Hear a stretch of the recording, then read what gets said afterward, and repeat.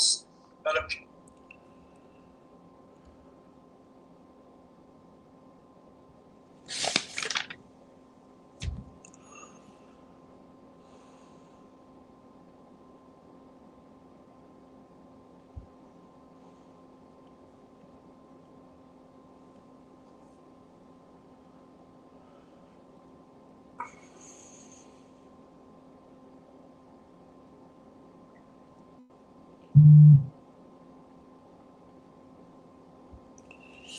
I've got to sign in. Sorry, I always forget to do that.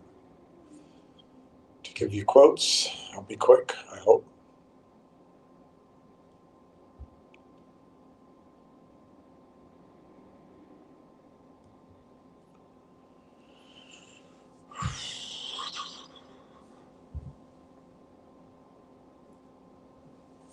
Okay.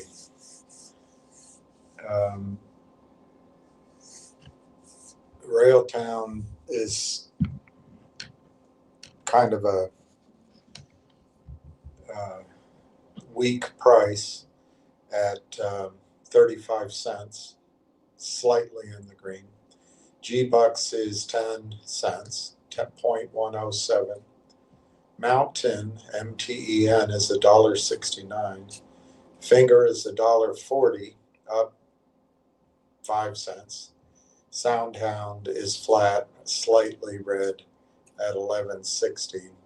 The overall market is suddenly sucking wind. It was up this morning, but the Dow is now down almost 400. NASDAQ down 300 and S&P down almost 70. So something changed. Let's see if I can find out what it is. I hope it's not war.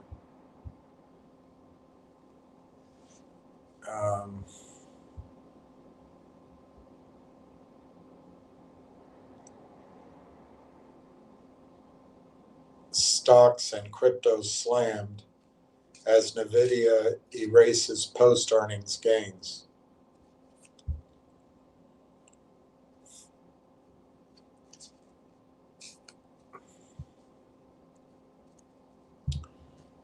Well, sure enough, as has been the pattern, NVIDIA's overnight gains have been erased. That has dragged all the majors back to day session lows, with the NASDAQ now unchanged. Well, I just read to you it's now down. The plunge was exacerbated by all the majors breaking below technical support. Who were the majors? I guess it's all the Mag 7. Bitcoin is puking.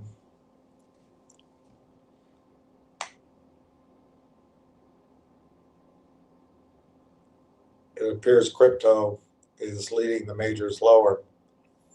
I mean, that crypto could explain margin calls. As we detailed earlier, this is Tyler Durden. As we detailed earlier, with regard to whether the rally would stick, Goldman's Rich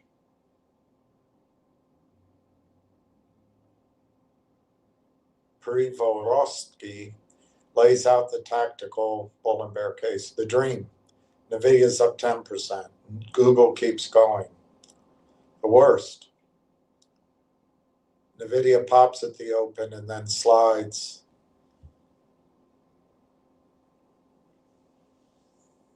And crypto pukes. Well, he called it maybe. Tomorrow brings the largest November options expiration in history, which is probably not going to help. So we got to get through today and get through Friday. And we've got to, in our position, we've got to wonder if the stock price is telling us something really dire. For all of my positivity, how come the stock price of Railtown isn't up? Obviously, I don't know what I'm talking about. And all right, the market cap on Railtown as of, I guess, last night is now 59,460,000.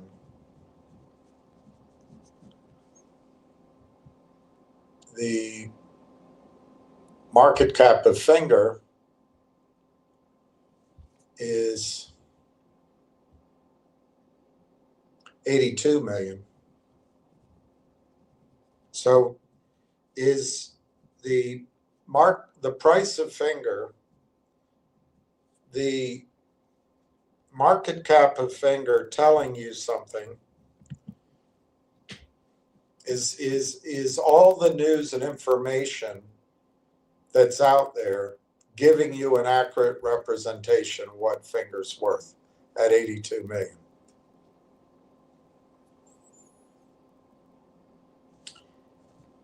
Let's see if what else is here. Let's see what G-Bucks's market cap is, if they have one. The market cap of G-Bucks, 10 million. Is that telling you something now at 10 million that it wasn't telling you at 100 million when it was 100 million? How about MTEN? The market cap on MTEN is 12.7 million. Is that telling you something? Is the price of the stock telling you something? All the information is processed in there that it wasn't telling you when it was 50 million market cap or whatever it was, 40 million.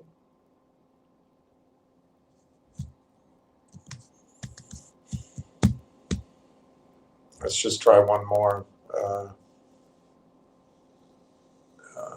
How about GDC? GDC's market cap is $250 million. Is that telling you something? Is the price of GDC at 250 million telling you something accurately? The bull case on GDC is broad numbers, broad stroke. We've got $1 billion in Bitcoin in there.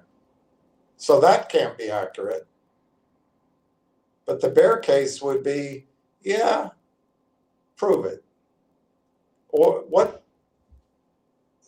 There's something missing here.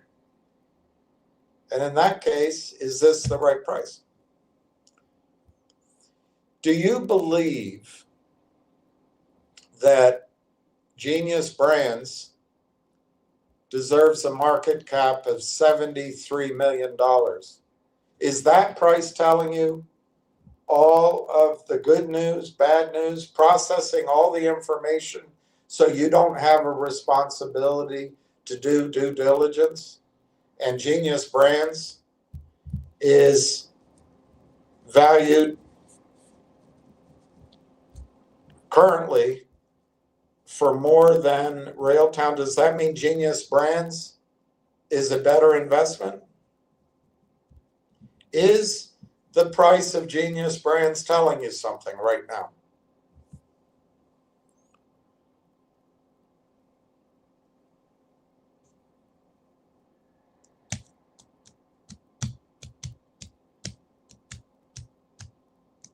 How about Quantum Biopharma? Let's look at that one.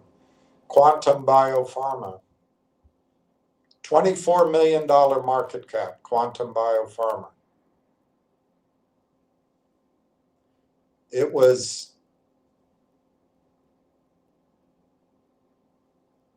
$200 million at one point. Which is the correct price that's telling you something accurately so that you don't have to do due diligence? So you don't have to figure out in your own mind, what is that stock worth? Is the price correct? I don't know. I don't know the answer. How about Nixie? Let's look at Nixie. Nixie has a market cap of $27,600,000. Is that price incorporating all information so it's telling you something? It's $1 a share now, $1.06, Nixie. Down 4 cents today. Is that telling you something? At one point, it was worth 140 million or approximately. Was that valuation telling you something? Okay. So let's go back to Railtown. Is the price of Railtown telling us something? The market cap on Railtown, I think that's last night, 59,460,000. Is that market cap telling us something meaningful about the value of the company? Some people would say it is. What's missing in that price? Well, if everything were so good, somebody would know about it, and the buyers would be there. That's one argument. Another argument is the company can't even get a simple thing like acquiring a friendly target accomplished in a year. How are they going to run a multi-billion-dollar company? How can they do that when they can't even acquire AIP within a year or within 11 months? How is it possible? They don't have the talent. That's another, maybe that's what the price of the stock is telling us.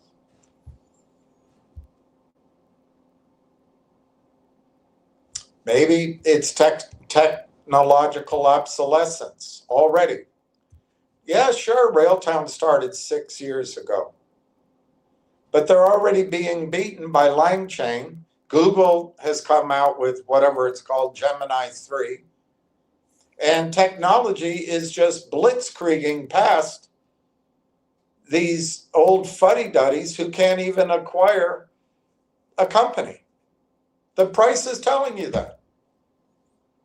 Okay, those are some arguments. In other words, they've missed their window.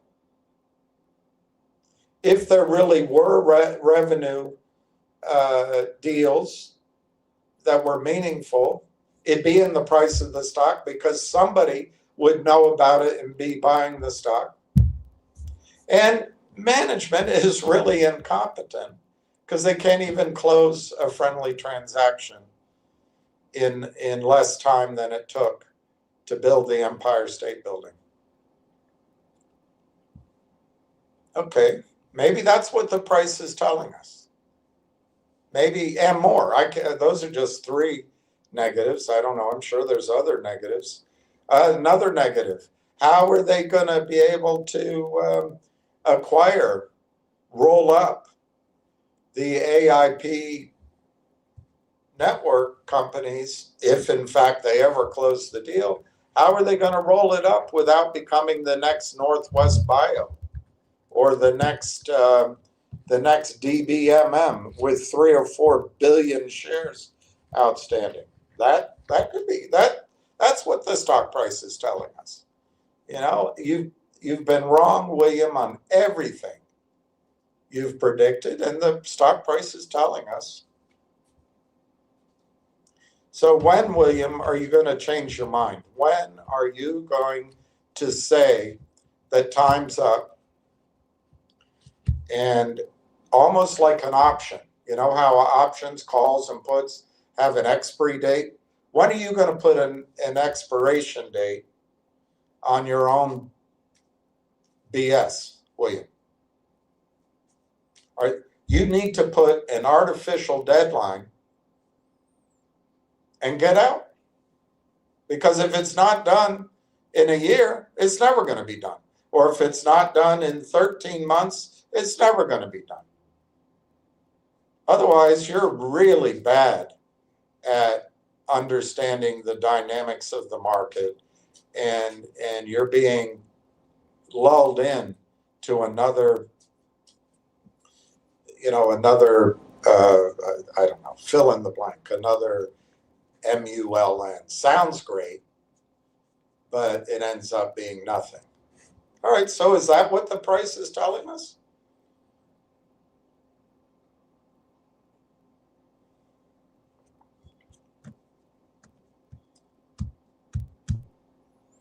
Let's use a multiple of a stock that's private, who I think does something slightly different than Railtown, but it's the exact same space. And they have they have Sequoia behind them saying this is first to market, solves a major problem first, and it's best in class. That's what Sequoia is putting that out. And they've been doing that now for about a month, maybe 6 weeks. And I don't want to screw up your messages, but I've shown you before, and I'll try to remember to show it again before we're finished.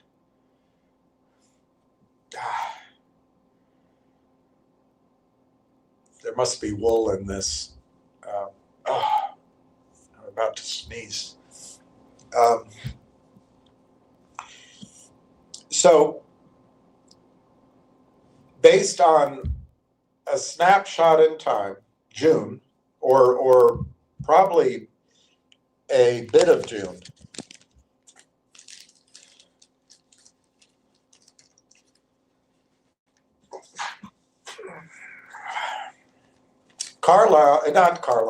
Sequoia Group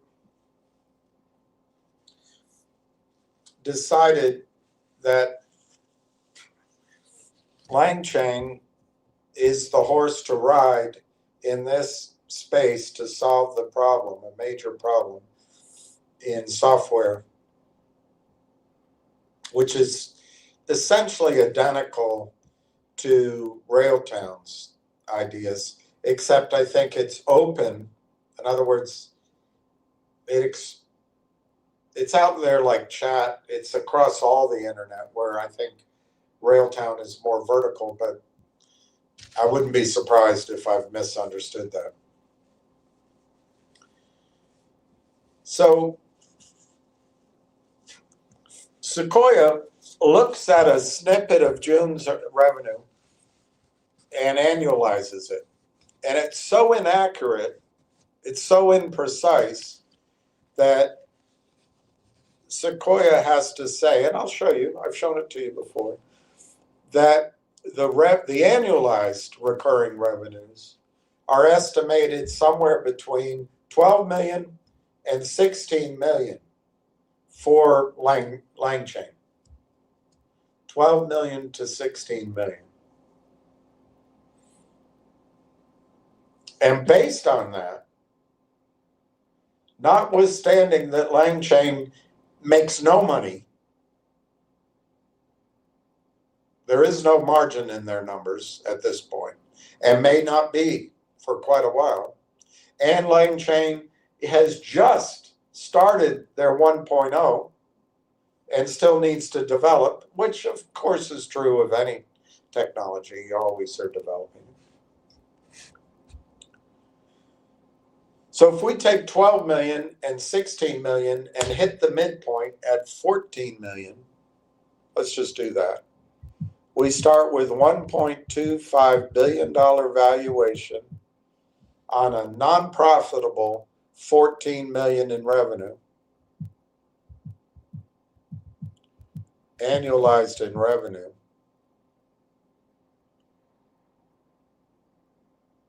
I just realized I mistitled my thing. I put a B instead of an M, but sorry. I was having a hard time getting my title to fit 100 characters and then getting it to post. So I made a mistake there, but I'm sure you'll forgive me. So that's 89.29 multiple. So let's just call it 89.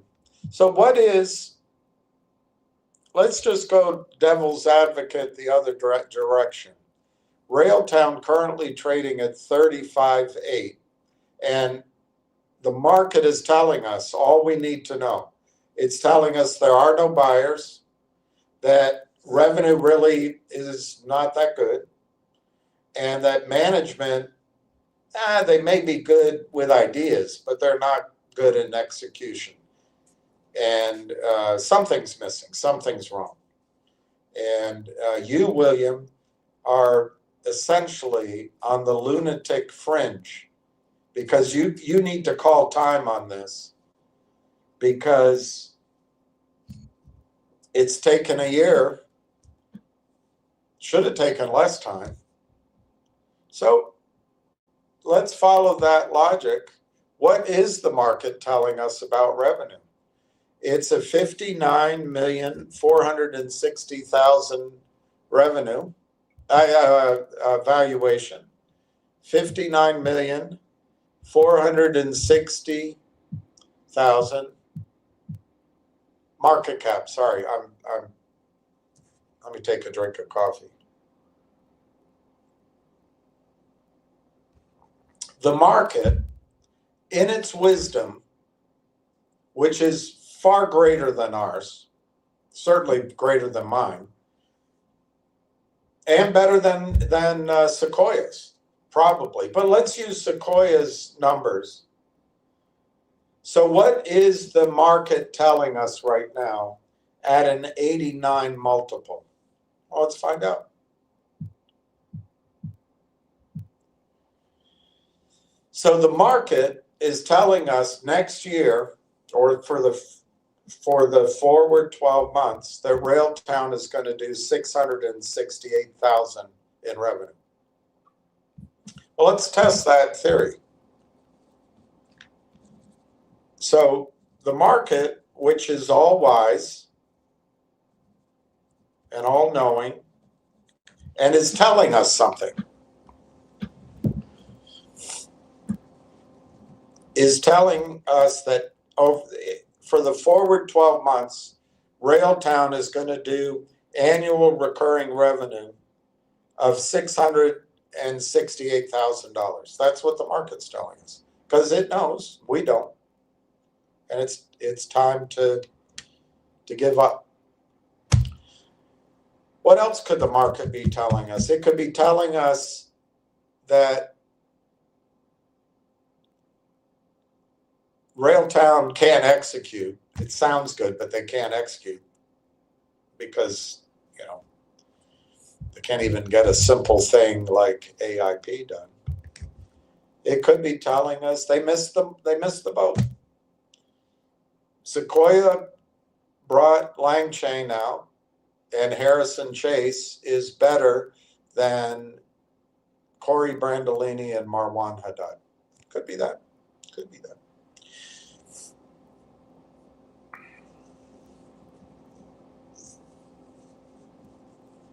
Now, Finger's valued at 82 million. That's better than Railtown. And I guess if Finger's going to do 35 million in revenue and burn $1 million a month and not make a profit, it's worth more than Railtown, because the market's telling us next year Railtown's going to do less than $1 million in annual recurring revenue. I mean, that's what the price is telling us. Stop fighting the tape. Genius Brands, I have no idea what revenue they're doing, but it's 73 million market cap. They got to be much better. I mean, this guy, he's got a British accent. He's smart enough to dye his hair, and he's fighting the shorts. It's my $1 trillion fight. And he's out there talking to shareholders, but he's worth 73 million. And the market, in its wisdom, is telling us that Railtown is worth less than Finger and GNS, and I'm sure there's other examples. Well, is it accurate?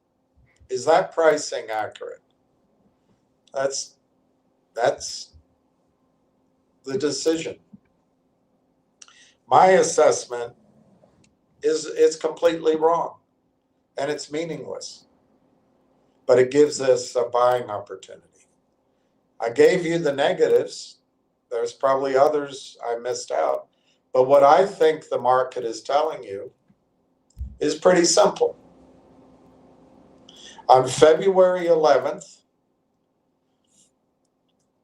the company entered into, unfortunate title, they used MOU to acquire AIP. We know that. That started a long period of time that there's no term for it that you can Google. But in essence, it's a I don't know what to call it.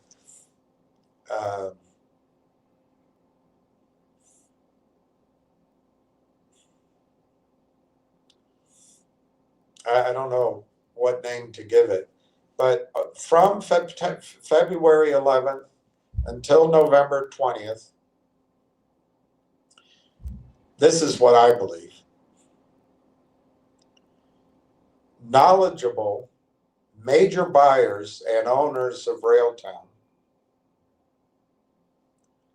are precluded from acquiring any shares,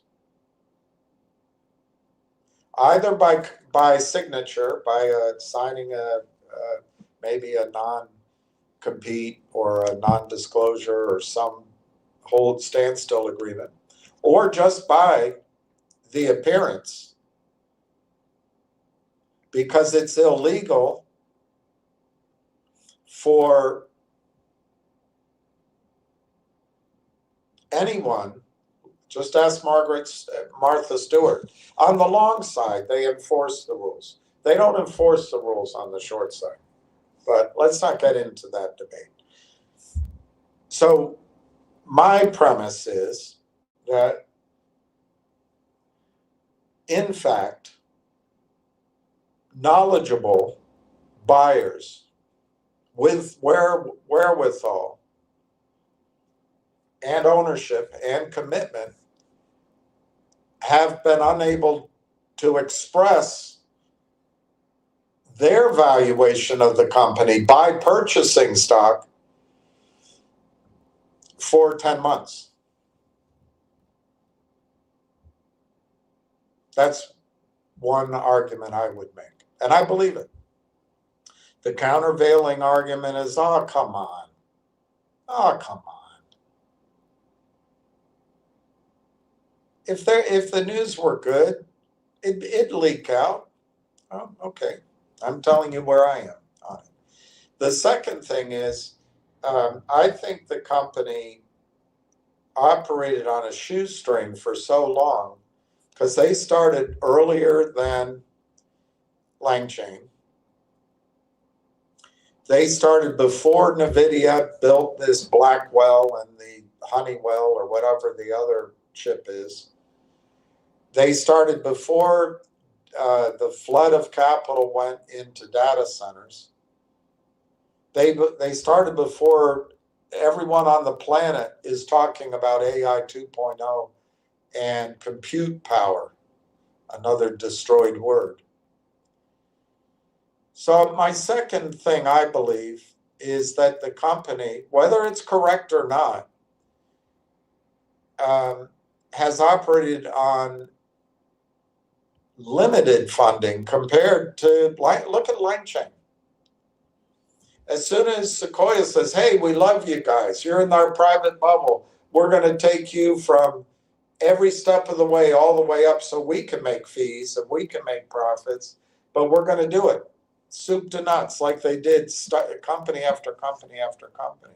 And then we'll dump it on the public, when you're whatever we're going to value. We'll value at 100 billion or we'll value at 500 billion and we'll dump you into America's retirement accounts. Well, I think in that mentality of doing a lot with fewer dollars, perhaps Railtown ran into a trap of not spending enough on her attorneys. or maybe trying to bring in-house some of the attorney work. I don't know, but they're, my opinion, very pound foolishly, but penny wise. There's a trade-off. You don't spend the money. What's the trade-off? Time. And depending on where you want to start it, if you want to just start it this week, but if you want to start it a few months ago, you could argue by trying to husband resources on the attorney side, the legal side, you might have saved 100, 200, 300 grand, but it cost you 5 million, 10 million, 15 million, 20 million, 30 million in market cap. Is that sensible thinking? I don't want to judge that. I just think it occurred. I think there's been a lack of knowledgeable wherewithal buying. And I think the company has decided to poor boy it on the legal side. I'm not getting into whether that judgment reflects on anybody. I'm just saying there's a cost for that. It's cost market cap and time. So I think those two things have happened. If those two things have happened, kind of tied to the first, it means the company has not been able to tell the story on revenue, on breakthroughs in detail. They just announced another product they have. So they haven't been able to do a Sequoia-backed type campaign to tell their story. It's gone nowhere. It's just, while we're saving money and while the AIP deal is not concluded, therefore the information is not widely distributed by law. Buying is missing, but our knowledge of revenue is missing. It boils down to those two dynamics. We need to see the big boys and big girls in Canada buy the stock. And we need to see, or they do, need to see the path to revenue that's believable. Remember, Sequoia valued LangChain over $1 billion based on less than 10 million, 5 million, probably less than, if you divide 12 million by 12, it's probably less than booked $1 million in revenue because they annualized it at 12 to 16. So what's missing here? Buyers and information about revenue. Is the market telling us that Railtown has no future revenue? And if it does have revenue, it's not going to grow. It's going to be meaningless. Is the market telling us Railtown is already obsolete? Is the market telling us that Railtown failed at the execution of a simple acquisition? So how the hell are they going to execute the growth of their revenue using a supposedly first-in-class breakthrough technology? Is that what this price is telling us? Or is it just mispriced? What is Sequoia seeing in LangChain that the market isn't seeing in Railtown? Sequoia's got crappy revenue. It's got a lot of users.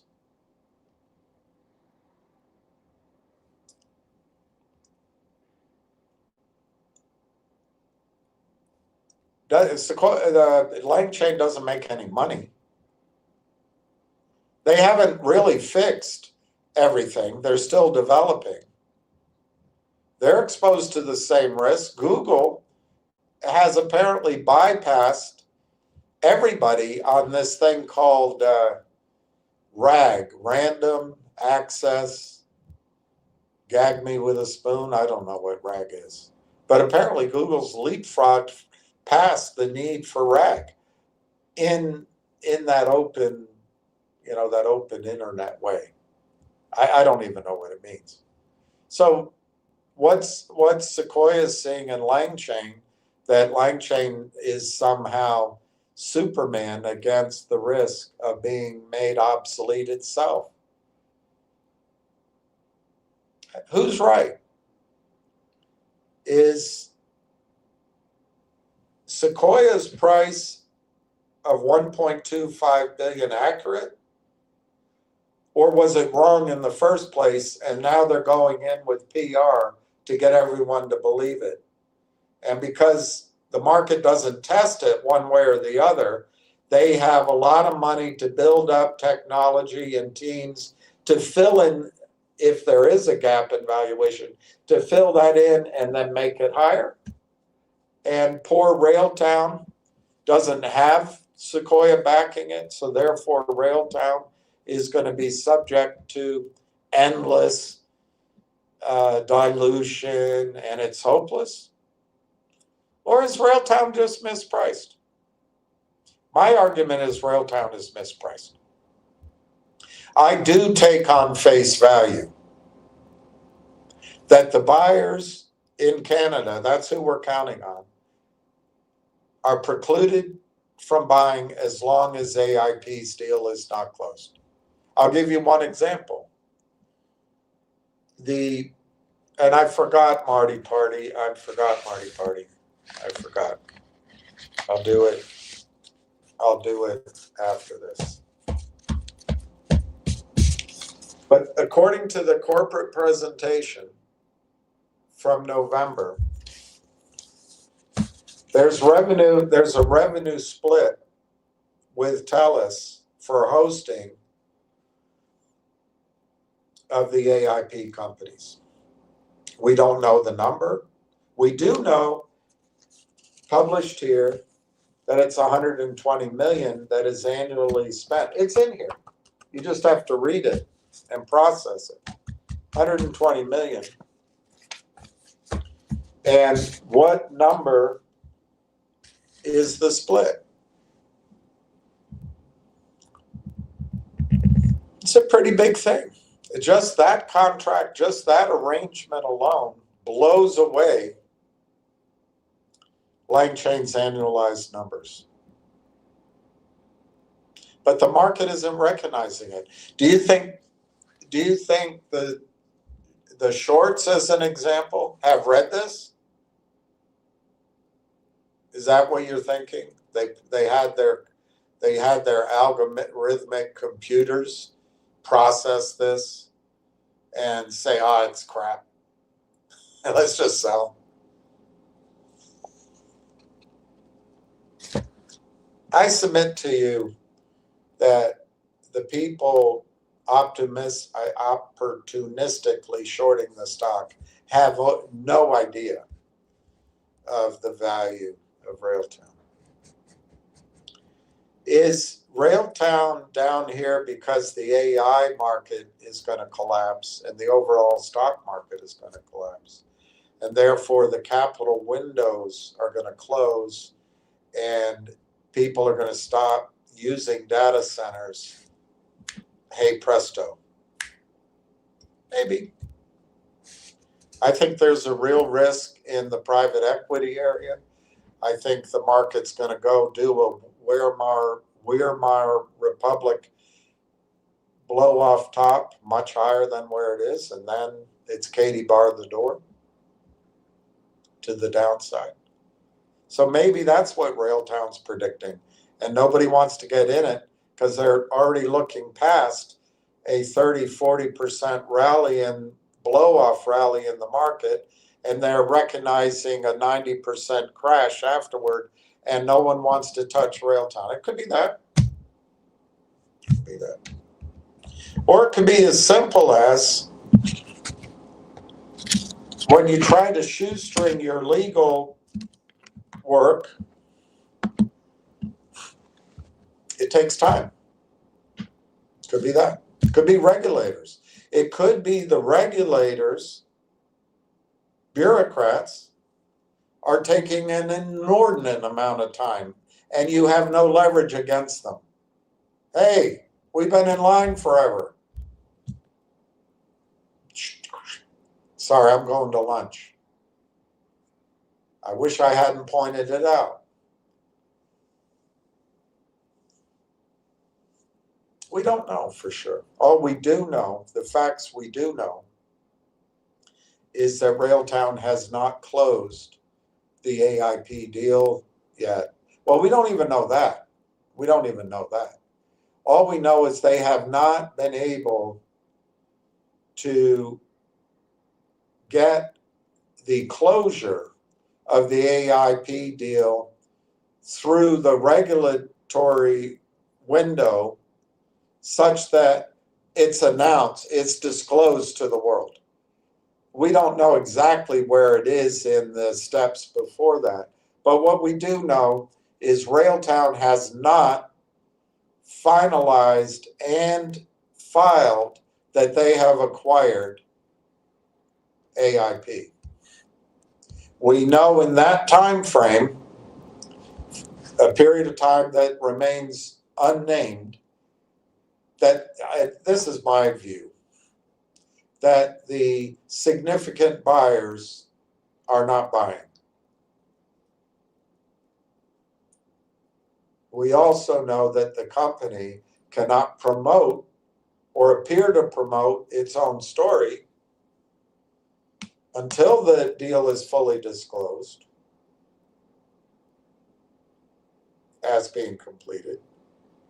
So we don't know anything about revenue at all. But the market's telling you, using Sequoia's multiple, the market's telling you that Railtown has such a weak product offering, they're going to be lucky to do $700,000 in annual recurring revenue next year. Is the market correct? That's the question you have to ask.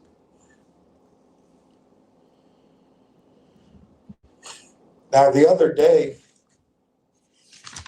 I think even yesterday, but I think it was the day before yesterday, I went through 6 areas of revenue.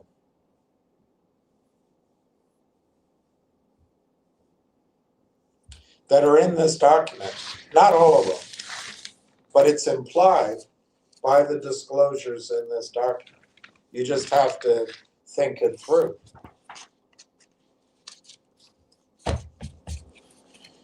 The one that seems the most obvious is hosting. I'll read it to you again. I'm not going to show you everything, but I'll just read you the one short sentence, and I'll make it and use active verbs rather than conditional. So this allows the combined Railtown and AIP to move affiliates, whether they're acquired or not, to move the affiliates' spend, quote unquote spend, annually of $120 million a year with various hyperscalers, Amazon, Microsoft, NVIDIA, whatever, to a common AI sovereign factory with TELUS at a lower cost. And it stays in Canada. That's right here. It says it right here, 120 million. It's in this document I've shown to you.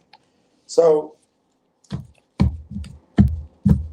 what if This uses 170 companies. There, we know it's already over 180.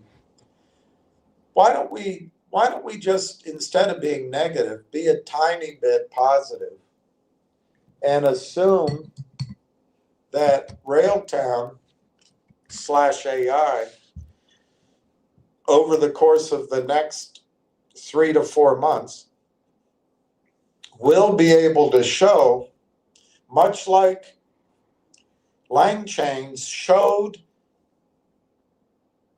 Sequoia part of a month of June's revenues, and Sequoia, in their wisdom, were able to annualize that at 14 million ARR, give or take, and Sequoia, in their wisdom, were able to value the company at $1.25 billion. Why don't we just do a little bit of our own Sequoia-ing? And on that subject of hosting, let's assume that Railtown/AIP can put in a presentation that they anticipate growing their hosting revenue to $200 million a year. TELUS/Railtown, $200 million a year. Well, that's not believable. Well, I'm just talking from the network companies. They're adding network companies apparently at a nice clip. If you see the presentation, 170, and then you see it's 180 plus, it seems like they're adding a handful a month, maybe, or maybe it's fewer, but let's just make that assumption. So we assume 200 million in annual spend projected by the network, the affiliated network. It's going to involve growth. It's going to involve projections, but let's say it's 200 million. Now let's say, I don't know what the revenue share is. I don't know if we'll ever know. But is that revenue share going to be 30% like I think Justin Babish pointed out? Maybe. I doubt it would. I really doubt they would give 30% without deducting for costs. So if you want a true sort of top line revenue share, I think it's got to be less than 30%. Let's say it's half of 30%. Let's say it's 15%. Remember, I'm trying to be less than negative. So 15% times 200 million, that's 30 million in revenue a year. ARR.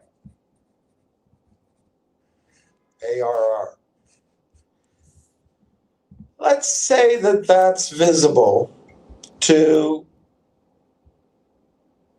analysts, and maybe I'm off by, maybe it's not 12 months, maybe it takes 6 months to be able to project that, but let's just say that that's visible. Based on that, what is the market cap today telling you? That annual recurring revenue, which is 100% or 95% margin, is better than finger motion. So what's the price of the stock telling us? Finger motion's revenue is better? They don't make any money. I'm not trying to pick on finger motion, it's just a comparison. Finger motion has more upside, more pistons in its engine. Well, we'll go over the other pistons in Railtown's engine. I don't know what it's telling us. I just think it's mispriced. You got 30 million projected forward, just like Sequoia projected a couple of weeks of revenue in June, projected it forward. Maybe that's the AI bubble, or maybe Sequoia's right.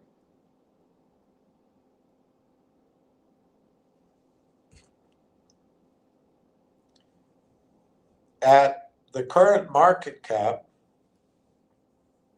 Railtown is telling you that 30 million in ARR at a nearly 100% margin is only worth 1.5 times revenue.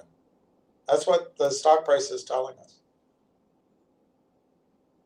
Or it's going to say we can't execute that. We're unable to execute that because we couldn't get the deal closed for 11 months.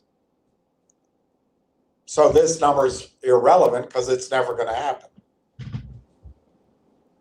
I don't believe those dire interpretations. I don't believe looking at the price tells us anything about Railtown, except that it's mispriced. So that's one area. That's the revenue. And again, I'm trying to be positive, not conservative, but I'm also not trying to be overly Pollyannish either. So that's the revenue from hosting, which seems like a layup. It seems like a slam dunk. All you got to do is tell the network who you own, not the you don't own the companies, you own the network, but you just tell them all, you got to move over. And guess what? We'll give you conductor at this price, and I don't know, maybe it's a negotiation. They give them a deal. I don't know. But let's assume 30 million there. Again, forward projection, just like Sequoia did with the measly revenues of LangChain. All right, the second area of revenue, the second piston in this 6-piston engine are the roll-ups. Again, it's a layup. Let's go through that because I think it is a layup. However, the one risk is if the stock price stays at 35 cents, to roll up these companies, you could spend billions of shares to roll up companies and end up having the next DBMM, the next Northwest Bio. Maybe that's what the market's telling us. But first, before we fully answer that, or try to answer it, let's look at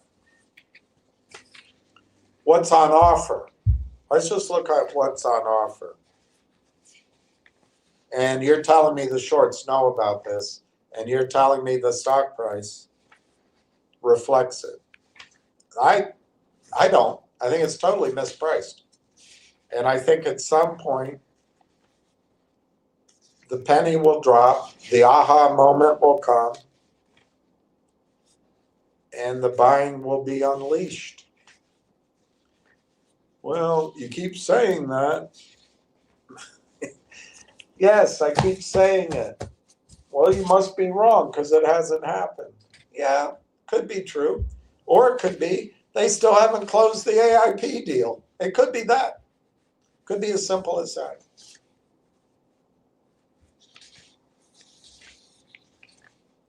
Sorry, the pages aren't numbered, so I have to flip through them. All right, here's one of the summaries. Here, I've shown you this over and over again, but it's over 170 affiliates with a combined 400 million in revenues. 170 affiliates with 400 million in revenues. So What do you think? They can project to the investing world once they're able to. They can't do it now. But over the next, for the forward 12 months,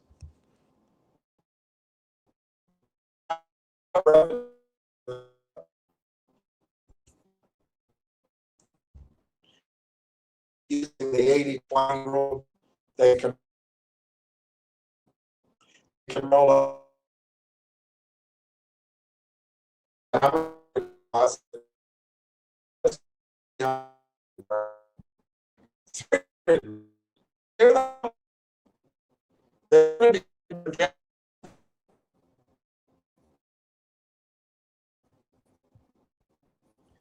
to the investing public and institutions, 300 million in revenue.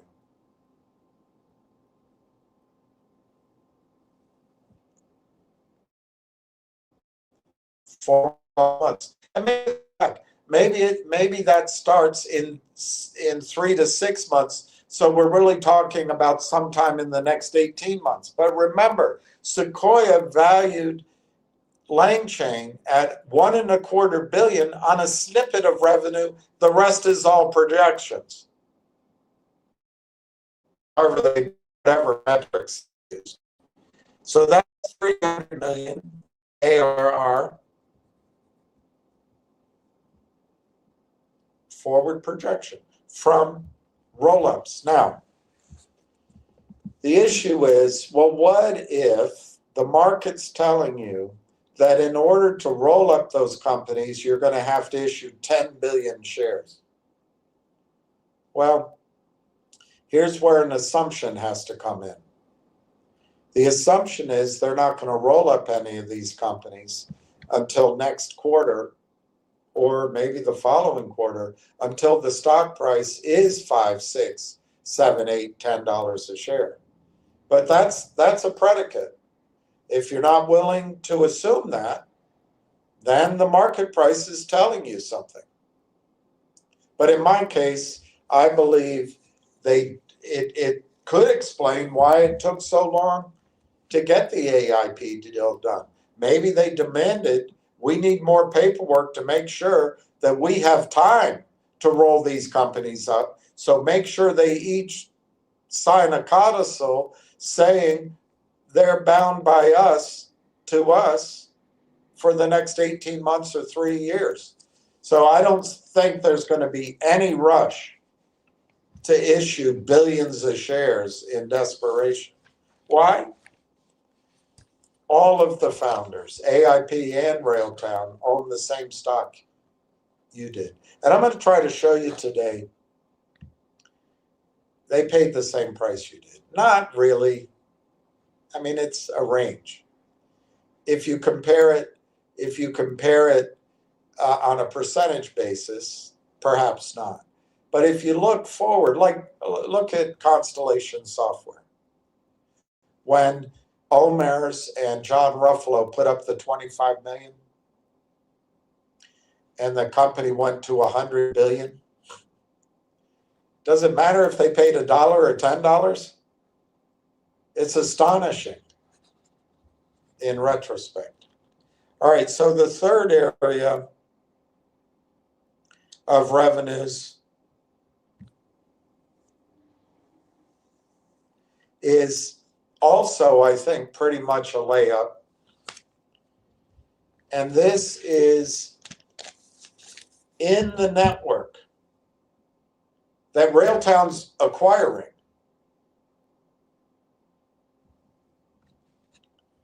How many enterprise sales agreements are they going to enter into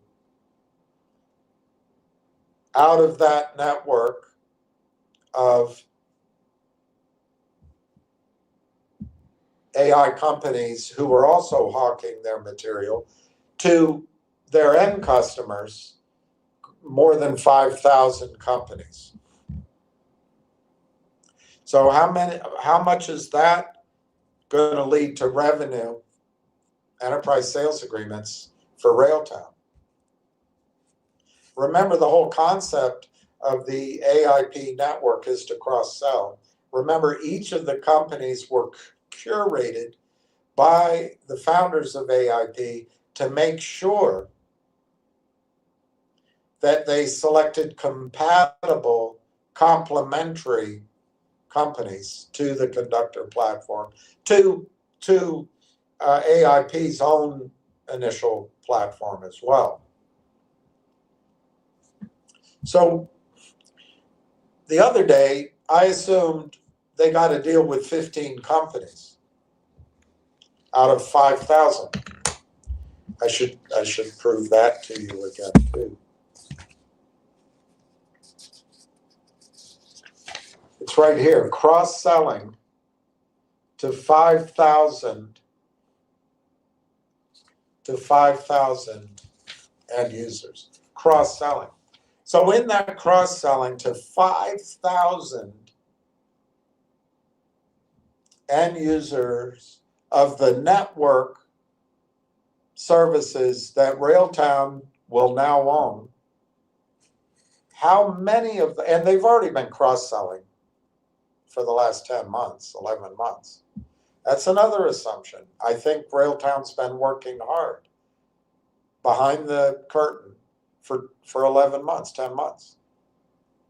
If you want to believe the stock price is telling you, they've been on vacation. They haven't been doing anything. They can barely get the deal closed. How can you assume they're working on any revenue at all? Well, I don't know. I don't believe that. I think they're working extraordinarily hard, and they have been cross-selling.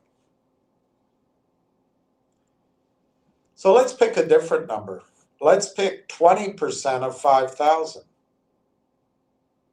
Again, I'm talking about projection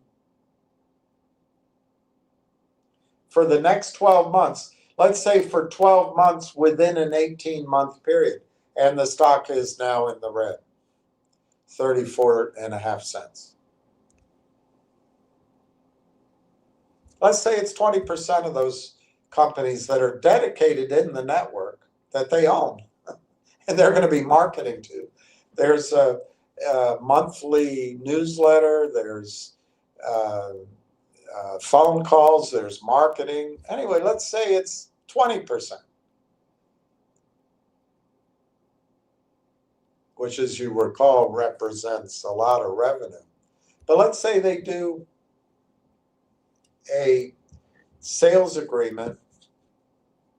1,000 companies do that with the Conductor platform. I don't know. I'm going to say that 1,000 companies do an average with Railtown of $1 million a year. Oh, you're crazy. You're just making that up. Yes, I'm making it up. I have no idea. But let's say each of them does $1 million a year in ARR. Oh, that's too much. That's $1 billion in revenue. Let's just take 10% of that. So let's say each of them does 100,000 a year in revenue. That's 100 million. I can go with that. 100 million in ARR. Again, going forward for a 12-month period, which may, the envelope may be within an 18-month period. But all that matters is you're able to show the clear path to that. So I'm going to say that Conductor can earn 100 million in a forward 12 months from its cross-selling efforts to 20% of the end users of the network they own. Okay, that's 100 million.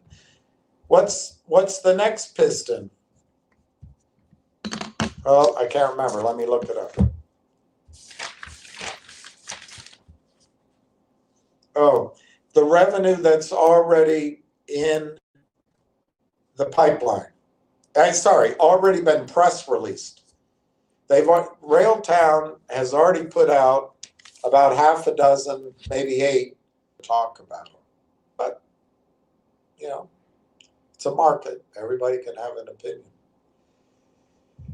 I do think some of them look like the one with Brayett. It doesn't look that, to me, from my experience. But the Middle East has changed. When I first went to Dubai, with my friend driving his race car, the highway went down to actually like one lane, and it might even have been dirt before we got to the party. I mean, Dubai's changed a lot.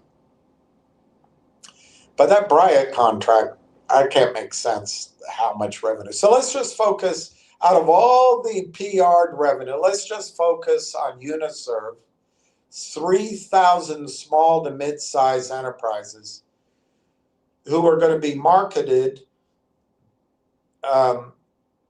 conductor. And remember, Uniserv is not an overly impressive company in terms of revenue or growth. It's been around for 30 years, but it's Canadian, and it wants to participate in the AI move. So out of those 3,000 companies, 20% would be 600.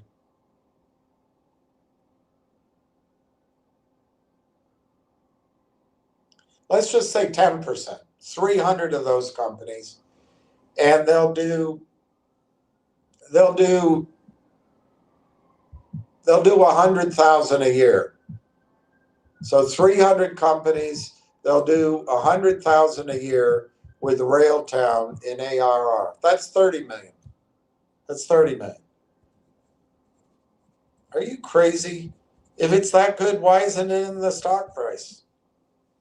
Well, I think it's mispriced. And I'm trying to be optimistic in this presentation rather than pessimistic. What's the next revenue deal?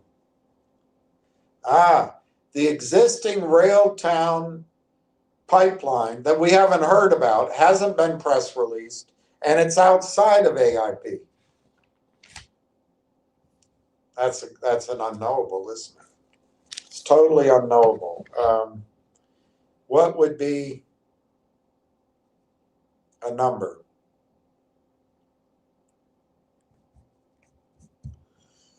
Let's say they've been out marketing for over a year, about a year and a half, 2 years, going to conferences, and let's say they haven't quit doing that, and it's been about 10 months since they announced the acquisition intent to acquire AIP.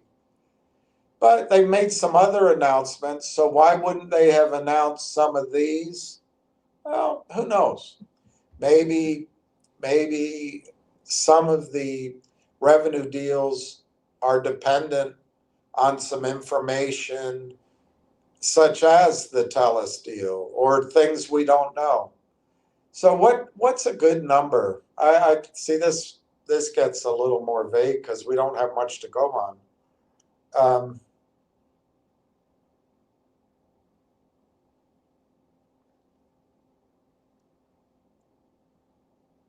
Let's say by the first quarter, they're able to announce cumulatively an average of closing 2 deals a month starting from February. So for 1 year, 2 deals a month, 24 deals. Let's call it 20. Let's say they close 20 deals outside of anything that's been PR'd and anything with AIP. And since they've been working on it. I'm going to say the average revenue from these virgin contracts, these outside contracts, is going to be $500,000 a year on 20. So that's 10 million in revenue. Again, projected forward for 12 months. I'll say it's 10 million. All right, there's one more source of revenue. And the market, the stock price of Railtown right now is telling you none of this is going to happen. None of it. It must be right. I mean, the market knows everything, doesn't it? Okay. This is a big unknowable, but I'll tell you, it's a big wild card. It's a huge upside. What about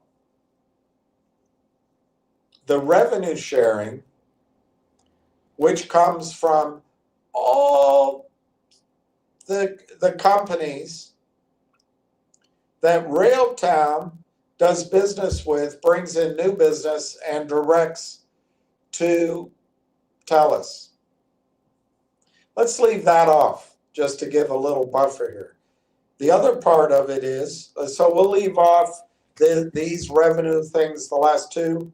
I'm not going to say there's any revenue sharing with TELUS, just to build in maybe a little margin. But the other question is, what about TELUS itself? TELUS has a huge clientele. I don't know how many of them are corporate or government or private institutions, I don't know. But they have something like 130 million users. 10% of that would be 13 million. 10% of that would be 1.3 million. 10% of that would be 130 million. Let's say that TELUS brings over to Railtown 100,000 users of Conductor and shares revenue with that, 100,000. Well, if they all do 100,000 in revenue a year, it's a really big number. That's 10 billion. Let's not take that number. Let's take 10% of that. That's 1 billion. Let's not take that number. Let's take 10% of that. That's 100 million. Let's take that one. What if Railtown is able to show institutional investors that it's revenue sharing from TELUS customers who move to the TELUS AI factory and use Conductor is 100 million.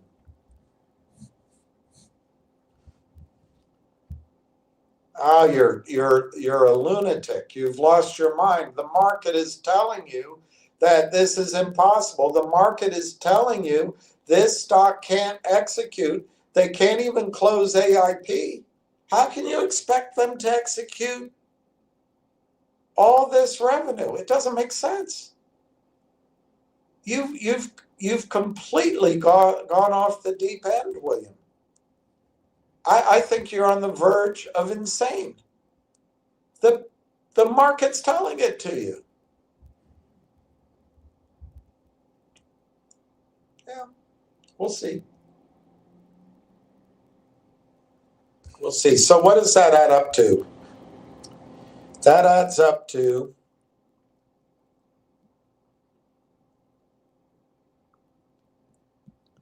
$570 million in forward revenue.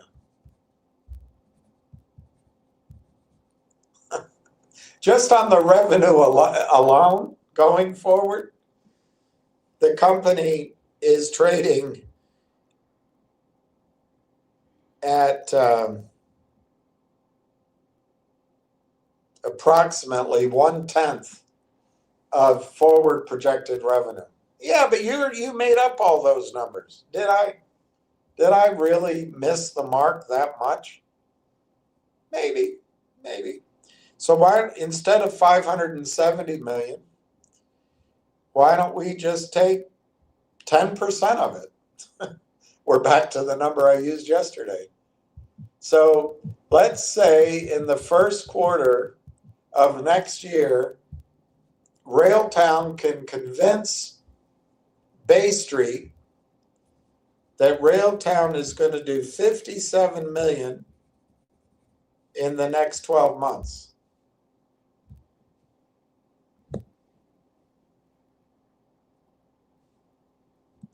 Which is high margin.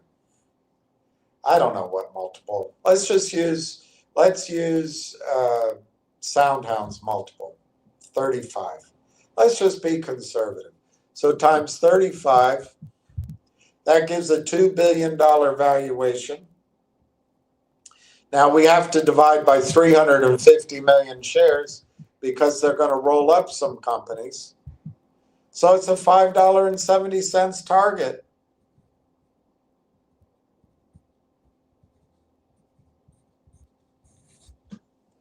Or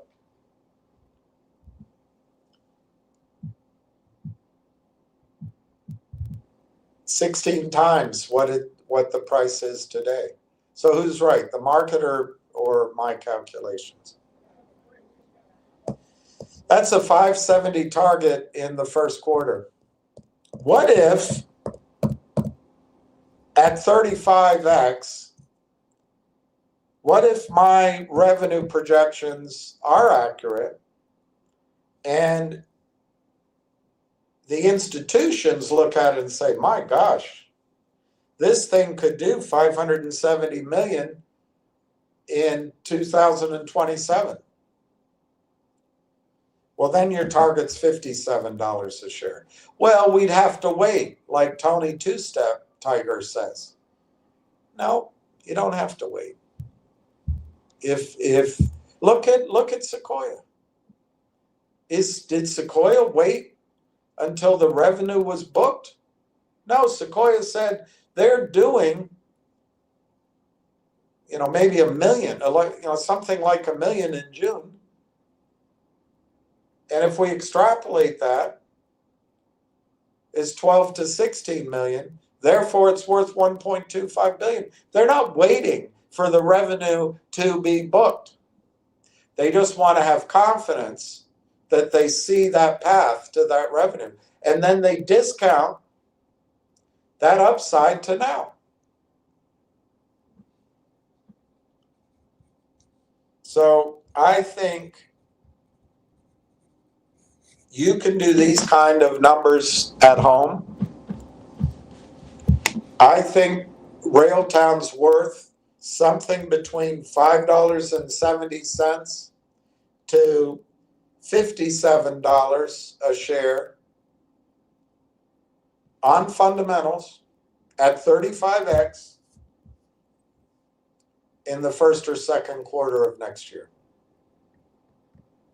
Oh, you lost your mind. Yeah, there are risks. The capital markets could slam shut if private equity collapses or if the NVIDIA rally discloses all this financing is unsustainable. There's risks. But on the other hand, commerce continues. And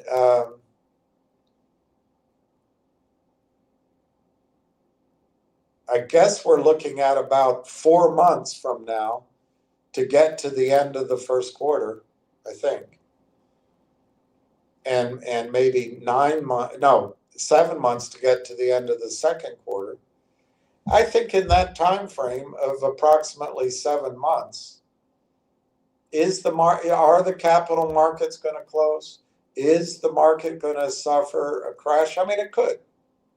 But that's going to affect everything in our lives. So in that kind of window of 6, 7, 8, 9 months, could Railtown be worth $5.70 to $57 a share on 35x on revenue alone? I think so. 35x. In other words, if you use 100x, you don't have to get these high numbers of revenue. And I think I was conservative. But you can do the exercise at home, come up with your own targets. But it brings me back to my question. Is the price of Railtown telling you something that William has not factored in? Maybe. I would suggest that Railtown's priced as if the company is a catastrophe, which I don't think it is. It doesn't have toxic financing. It doesn't have a dedicated hedge fund trying to destroy it. It doesn't have that. That doesn't exist. It's in the most exciting market other than, to me, commodities. I think the next 5, 10, 15 years, it's commodities is going to be dramatic. But Railtown's in this next generation of AI, which is going to transform everyone's lives if we have a future, if we don't go to war, etc. Railtown's there. 300 billion annual spend on software, anticipated third-party numbers. And it sits here. Well, it's got to be telling you something. Obviously, you're wrong. We've been waiting a year. When are you going to say time out? You're wrong. When are you going to turn Railtown into an expiring option? When are you going to say you're wrong, William? Well, my premise is the company has not been able to show its ankles and garter and legs for 10, 11 months. And as soon, right now, LangChain, with the help of Sequoia, is out there doing the can. As soon as they close the AIP deal, and maybe there's more to it, maybe there's another bit of news, I don't know. There can always be other material, inside information pieces that need to be disclosed. But the only one I know about that we all know about is AIP. That's why I focus on that. But once that hurdle is passed, Railtown can get out on the stage and do its own can. And we'll see. We'll see who can's better, Railtown or LangChain.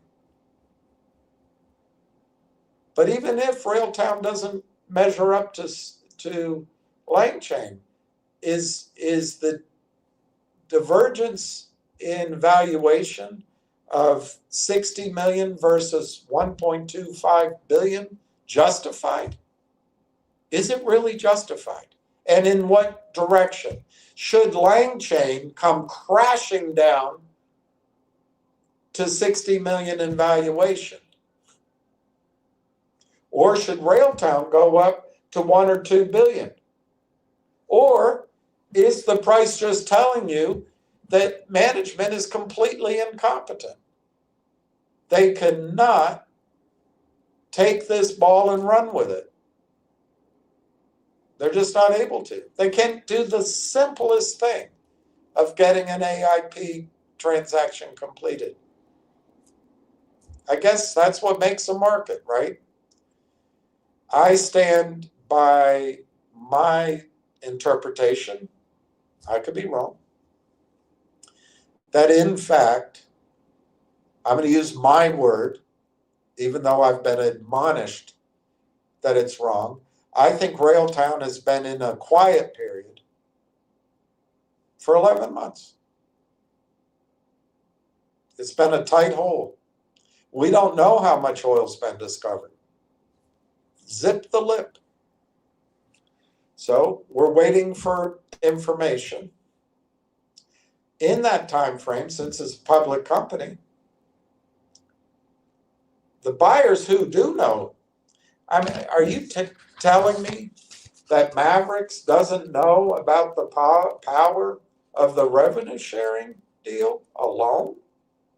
Are you telling me Mavericks doesn't know the power of what if TELUS directs their customer base to Railtown? But Mavericks can't act. So that's my second assumption. They can't buy. Oh, you're crazy. Of course, if it's so good, somebody's going to buy. I don't know. Those are my premises. That we haven't heard the information yet, and the buyers are absent. And there still is this, this opportunistic, these hyena shorts, just trying to gain what they can. They'll press it. They'll just keep pressing the bet. They don't care about the valuation. They're just trying to get in. They're just looking at the next 2 cents, the next 5 cents. They're not looking at the big picture. You get to look at the big picture. And you have to come up. I just show you my methodology. You have to come up, sit down with a yellow pad. I suggest the numbers you've got to come up with. What is the revenue sharing number at 100% for switching hosting from other hyperscalers to TELUS from the network? That's one. Two, what is the number out of the 400 million that Railtown's going to be successful in rolling up into its company without massive issuance of shares? Come up with that number. What is the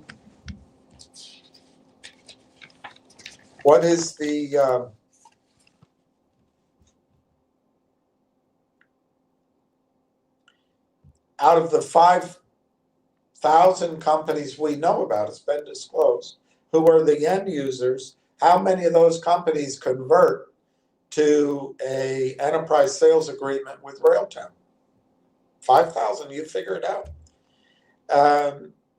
Another category is, what about the PRs that Railtown's already announced, including the Uniserve, which has 3,000 end users? What's that worth? You can sit down, you write it out. Put 0 if you believe it's 0. What is Railtown's current pipeline of enterprise sales agreements that we don't know about? And what's the future? What are they going to bring in over the 12 months outside of AIP? We don't know. But you can sit down, you can try to have a little calculation. What is the revenue from co-hosting, let's call it, co-revenue from hosting? What is 2 parts? One part is what the new customers Railtown brings in outside of the network. What is their revenue sharing agreement there? How much is that going to be worth? You can write that down. In this case, I said nothing. And then how much of TELUS's customer base is TELUS going to refer and require that they use Conductor? I have no idea. But you can sit down. Do you think it's going to be 0, 100%, or is the probability somewhere in between? And remember, TELUS does $20 billion in revenue, and I Googled it. I think they have 139 million customers. Obviously, it's going to be a small subset of that sign enterprise sales agreements, but a small subset of Telus's customer base dwarfs anything in the AIP network right now that we know about. But you can sit down and do those. You can do those, and then you can study the multiples. You can Google them. You don't have to listen to me. What is the market paying for revenue right now? Of course, you don't know the growth. A lot of the multiples considering the growth and what's the ultimate target. But I'll give you a number. The annual spend on upgrading software is expected at $305 billion a year. Let's just call it 300 million a year. And what if Railtown gets 1% of that? That's $3 billion in annual revenues. What would a Microsoft pay for Railtown for $3 billion in revenues? But would Microsoft buy Railtown and say they're only going to penetrate 1% with Microsoft's help? Or are we going to get to 10%? Or are we going to get to 25% of that spend? What if Microsoft can get 10% of that? It's $30 billion a year using these tools, and of course throwing in Microsoft's tech expertise. Is Microsoft willing to pay 1 year's worth of revenue in stock for Railtown? Maybe 2 years, year and a half.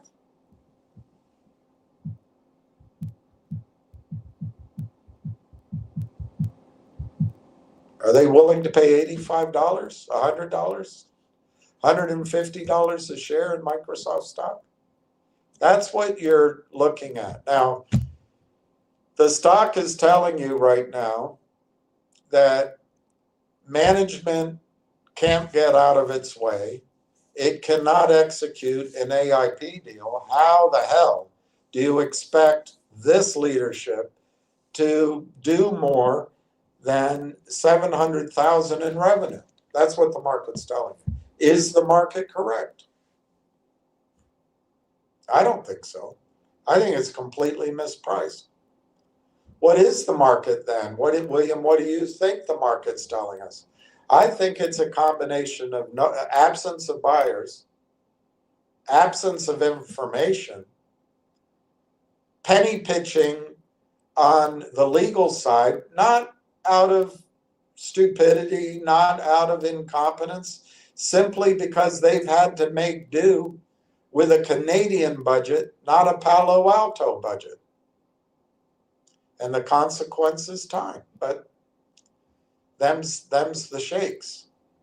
I also think the shorts just do the same thing. It's program selling, and they're betting the trend. They're not betting fundamentals. They're not thinking about any of that. They started shorting this at 70 cents, and if they left any of those positions out, they made 35 cents. That's what they're doing. And just press it. Has nothing to do. It's just day trading. It's just swing trading. It's just looking at charts. They don't even read.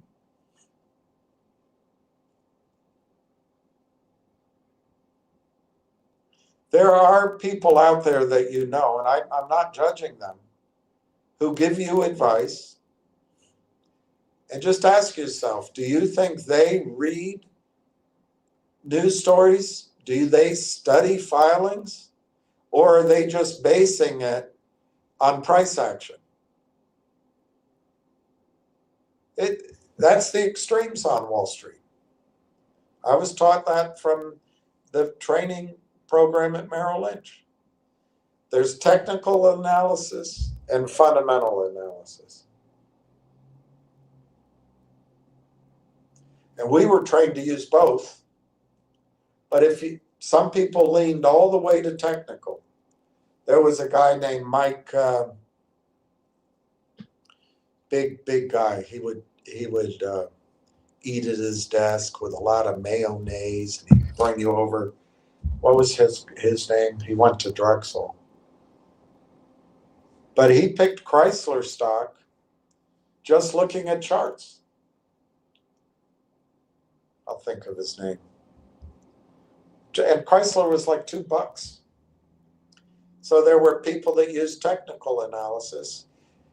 And then on the other side, there were people who only used fundamental. The guy that moved away, he picked IGAN just on fundamentals. And then he charted it every single day. He had a chart that went around the wall. So you mix it all in. But I submit to you that if you believe Railtown that the price of Railtown means anything down here, I think you're wrong.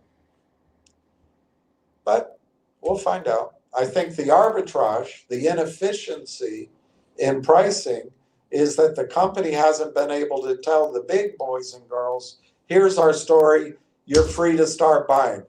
That's basically my contention. All right, I'm going to shut up. It's 2:22. Everything's in the red. Railtown's slightly in the green, but that doesn't count. It's basically a shitty day for Railtown too. It's 34.9 on Railtown. Nixie is down 4 cents at $1.07. Quantum, Biosphere, Bitcoin, gold, treasury, whatever buzzword company is down 7 cents at $6.24. Genius comes in hiding its elevated intellect. It's down 2 cents at 62 cents. GDC, despite the enormous amount of Bitcoin that it owns, is down 42 cents at 374. And the markets are all in the red. And fingers up, actually. Fingers up almost 3 cents at $1.39. All right, I'll go through your comments. I do have some things to show you, but if I go to them, I'll lose your comments.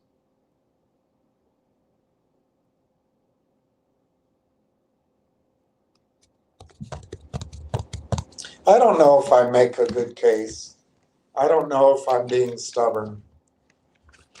I don't know if I'm being blinded by the light, wrapped up like a deuce, a runner in the night.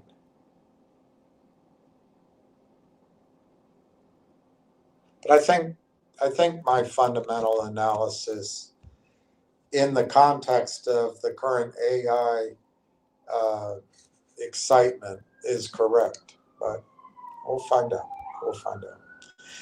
In terms of when I expect the AIP deal to both close and be successfully filed, I'd say Monday.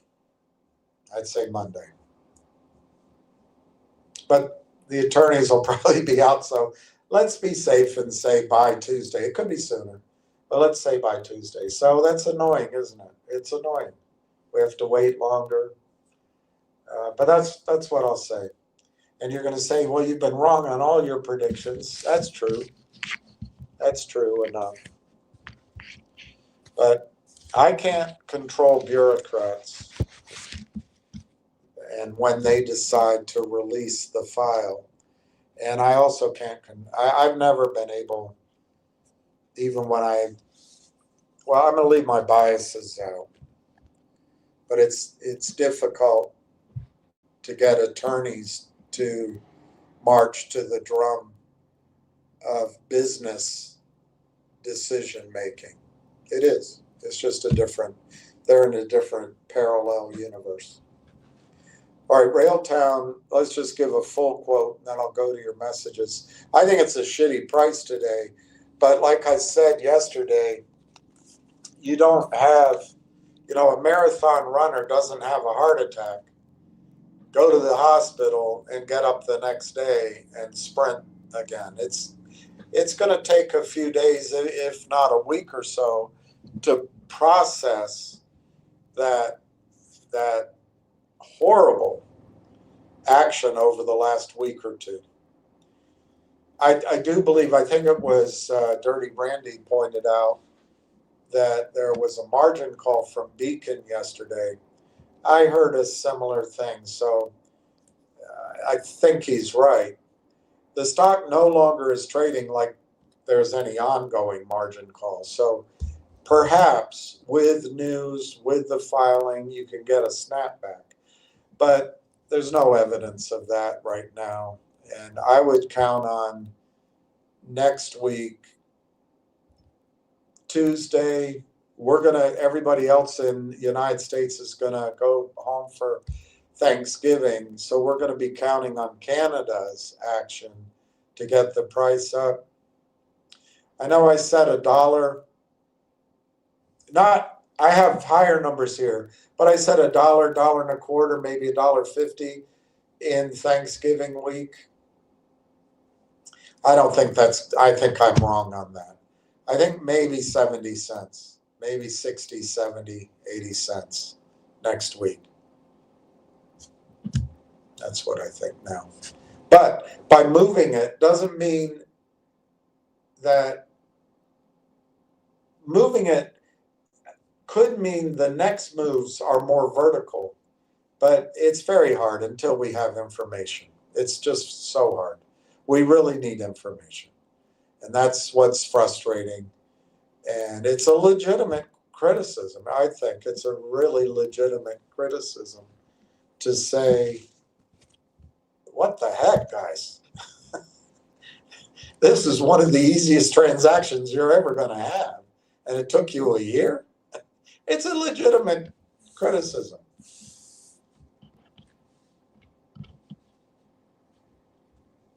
But it's going to be over with soon. It'll be over with soon. So let me get to your comments, your criticisms, your jeers and taunts, and maybe there'll be some more good words in there as well. Good morning, Julie Kim. You were first. And I want to say to PS71 that I thought about your dog all night, and I'm sorry. I hope you're okay. It'll get better. He'll be around, and eventually you'll get another dog. And a friend of mine from Texas pointed out that whenever one, because he always has dogs, when a good dog dies, he gets another dog, and he'll see in that other dog that he buys some behavior that has to be from the first dog who passed away. So anyway, I'm just saying there's hope, but my thoughts are with you, PS71. Jeff Grimm is number 2. Yes, you are, but you all are so close. Tebow Teals, number 3.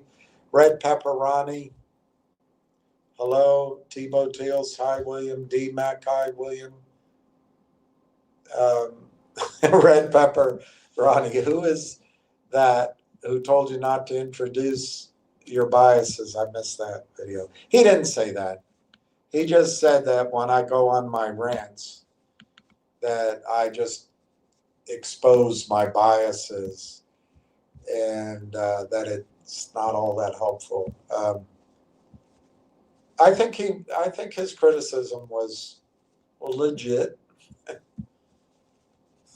He said, imagine how pleasant it is listening to that. And I think that was a legitimate criticism.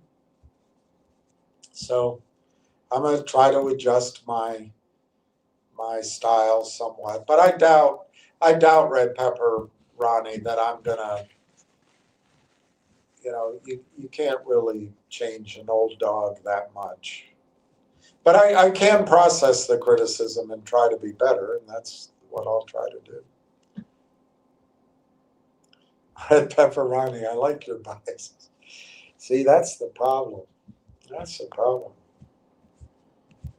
Sometimes observations are not all about bias, but calling it the way you see it. It's interesting. But thank you very much, Red Pepperoni. That makes me feel less embarrassed, because that night I just was I was embarrassed, and I was angry at myself. I was ashamed, I guess is the best word. Ashamed of myself. Eddie Eagle, Fast Eddie. How are you? Carl J, only wrong till you're right. That'd be a good song, country song. I like that. You should write it down. Only wrong till you're right. I bet that'd be a #1 country song. If Alan Jackson is healthy enough to sing it, or George Jones. Hey Steve, how are you? Chestnut, good day. I can't believe that with the company. Sorry. I can't believe that with the companies who are working with Railtown, it's going to stay at this ridiculously low price. I agree with you. I think the catch-up is going to be violent. Now, it may not go, there could be a stutter step. There is a problem with low-price stocks. A lot of institutions just won't look. And a lot of wealthy investors just won't look. But as it climbs, what's going to be funny, Chestnut, if I'm right, when it gets into the wheelhouse of retail and institutional investing, I mean, that thing could go from $550. And I know Tony, the Twinkle Toes Tiger, made fun of me for that, but that's what I said a long time ago. I think if it gets to $5, $6, it could double, in 48 hours. Because all of a sudden it's on the screens of these companies. And, that there's a lot of assumptions there. Is the AI boom real? Are the multiples real? Is the revenue going to be real? I don't know. I think so. But I guess internet, the .com boom, bust, and then boom again. I mean, some companies like Amazon went up, came down, and then just have done it incredibly since. So I don't think there's a straight up answer on whether or not AI is just some huge unrewarding bubble. All right, Chestnut, put me down. Good for you, Chestnut. Oh, did I show you? We're not much higher. We're not much higher today, but it's still pretty good. We're 15,564,000. 15,564,000. It's not bad. Chestnut added 3,500. Good for you. At 35 cents. That's awesome, Chestnut. That's awesome. That's really good. Donna M. Good morning, William and everyone. Donna M. Good morning, Donna. Oh, Smart Alec is here. Good morning, William. Put me down for another billion shares on Railtown. Well, you might be short that many. Is that what you want? You didn't tell me which direction. Are your masters short a billion shares? I'm not tracking the shorts because it's hard to follow.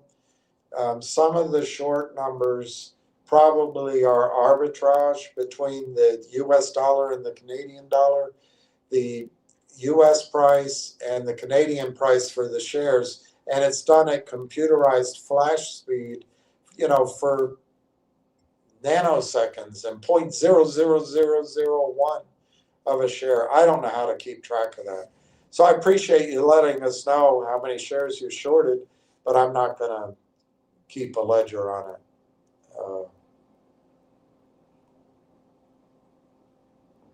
Snart.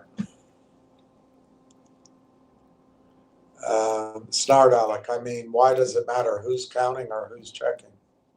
Well, that's true. It's not an audited list. It is 15 million. We currently own as a group 15,564,000,000 shares of Railtown. We started with 0, but there's a lot of people that give me numbers I don't put up, and this exactitude is probably ridiculous. There's a lot of people that say they own the stock but don't tell me, and there may be others out there that own the stock. They listen, but they don't share it. But also, this number might include a little bit of cross-population. It's hard to know. But Start Alec, I think 15 million, it's a big number. And I think even if you discount it or expand it, you are in with an audience who owns enough Railtown, if we stay together, to represent possibly as much as an institution like Mavericks or Omars are ever going to buy. We are going to be a powerful force at Railtown if we stick together. But we'll see what happens. We'll see what happens. Start Alec, who's going to check on me if I'm real? I'm not. I can already tell. My opinion, you're a short, but I'm not going to check up on you. It's the honor system here, and yeah, I know you have it in you to be honorable, and I wonder if you ever stop and think that you're part of a great theft and a pretty disgusting behavior that doesn't do you proud at all. And will you ever regret it? Will you ever change your behavior? Are you always going to be greedy, lying, misrepresenting, stealing pennies, and it makes you feel good? I'll tell you what, you get older and you start thinking back on your life. That's one wasted life, my friend. That's one wasted life. Smart Alec. So it won't matter. Doesn't matter to me, but it should matter to you. It should matter to you. But maybe you're still caught up in whatever this fog is that you're in for the last year or two or more, that stealing, which is what it is more important than being a good person. I don't know. But I'm not going to, it should matter to you. But you've got to live your life the way you want to live it. All I'm trying to do here is to try to get people to hold on to Railtown. I just spent a long time explaining my point of view. There is a point of view that these guys are going to miss the boat. These guys are a bunch of Keystone cops. And it's just not feasible in the technology world that anything I'm talking about could even be remotely true. There is that aspect. And I'm not saying it's wrong, but I don't agree with it.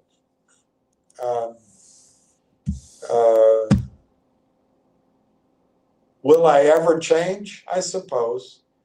But I think it's got to be after research reports, after revenue, after more corporate presentations, after perhaps some interviews. It's going to take me a little while to disprove my belief that this company has been under opportunistic shorting attacks, not the concentrated hedge funds steal the whole market cap attacks, but these opportunistic, which by its own momentum, all it cares about is pushing it further. And buyers aren't there. That's my belief. And I think that's going to, when it changes, I think not only is it going to change quickly, Snart Alec, I don't think you'll be here anymore. You'll be on somebody else's chain, and you'll be trying to steal quite to your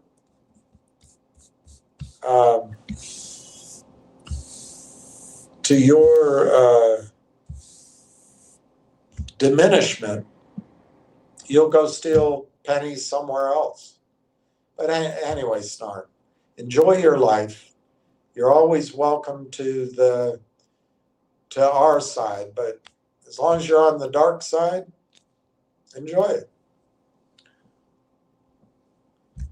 Lord Richardson, good afternoon, William and RT crew. Did some DD on RAG Google uses. It's cloud infrastructure. Okay. RT offers a potentially faster in-memory and on-premise. That's true. Although it is cloud, it's on. They can do on-premise, but also in the cloud. But I think it's dedicated to to use your word, on-premise data. It's not out in the whole universe, so it is faster. In short, Google offers broad, scalable RAG infrastructure, while RT provides a specialized implementation focused on specific technical needs. Yes, Ward, I agree. But it's also on a specific internal private set of data for a company, I guess. You understand it better than I do. Let's go up to Snart Alec and let him spill his spleen. What does it matter, Snart Alec says. All of us behind screen names anyway. Yeah, I'd say you are behind a screen name.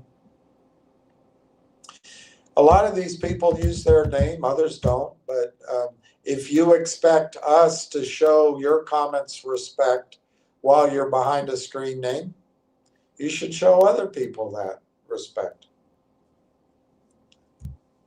Snart Alec, who's checking? Not me. Who's checking your conscience? Who's checking you for your behavior? What's the governor on your morality and whether or not you're doing good in the world? Who's doing that? Those would be the questions I'd be checking with myself, Snart Alec. But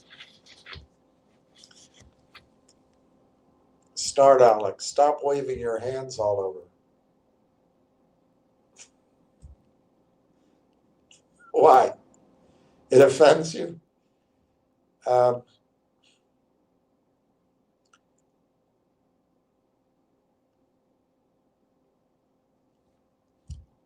You know, you should watch a channel where someone is immobile.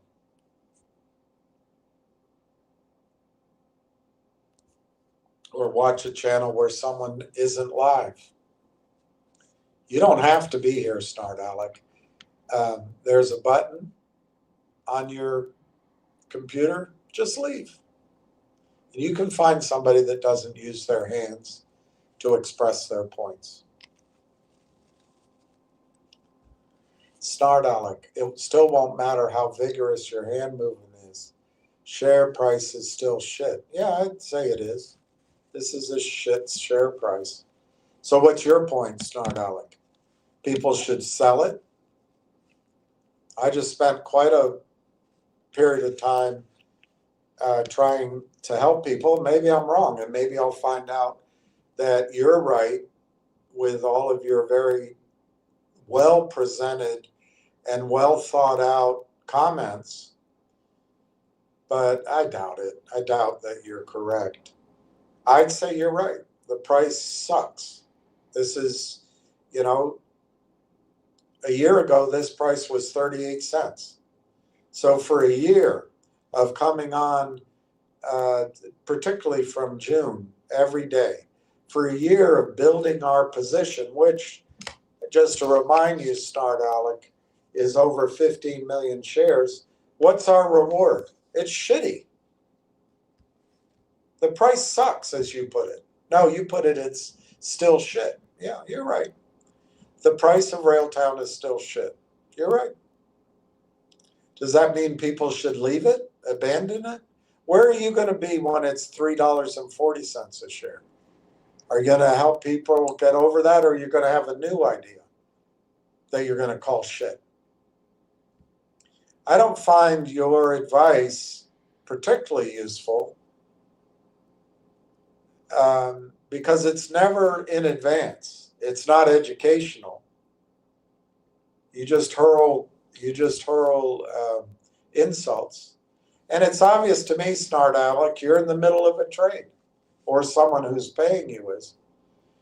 And you just need people to sell part of this 15 million shares to you. I would argue that you are 100% correct. This stock price is shit. It sucks. And I would say it comes from, one, the knowledgeable buyers are not allowed to buy because they have material inside information and they go to jail. Two, you and your friends are able to trade without disclosure and to collude and break laws, and you're doing it. So not only are there not buyers, which restricts demand by a lot, by the way, the supply of stock, which is all fake, a lot of it is fake. I'd say 85% of the sell orders are fake, your orders. So in a supply and demand equation, the price is going to be shit, as you put it. If you remove the buyers by fiat, you're not allowed to buy because you know something and it's against the law. And then you allow a bunch of, pardon my expression, scumbags to just sell endless amounts of stock that doesn't exist without consequence. You're changing the dynamics of supply and demand. And where do you think the price is going to end up when you restrict demand and you open up the floodgates of supply? Where do you think the price is going to go, Snarl-Alec? It's going to go to shit. You're absolutely right about that. But I think it offers a tremendous opportunity to buy stock. From 35 cents, the stock just has to go to 350 to have 10x. So that's what I'm here to help people make money. I'm not here to brag, which is one thing, and gloat, which I guess you're doing. But also, I don't have a short-term trade on. I'm not looking out for my interests in a short-term trade like you are.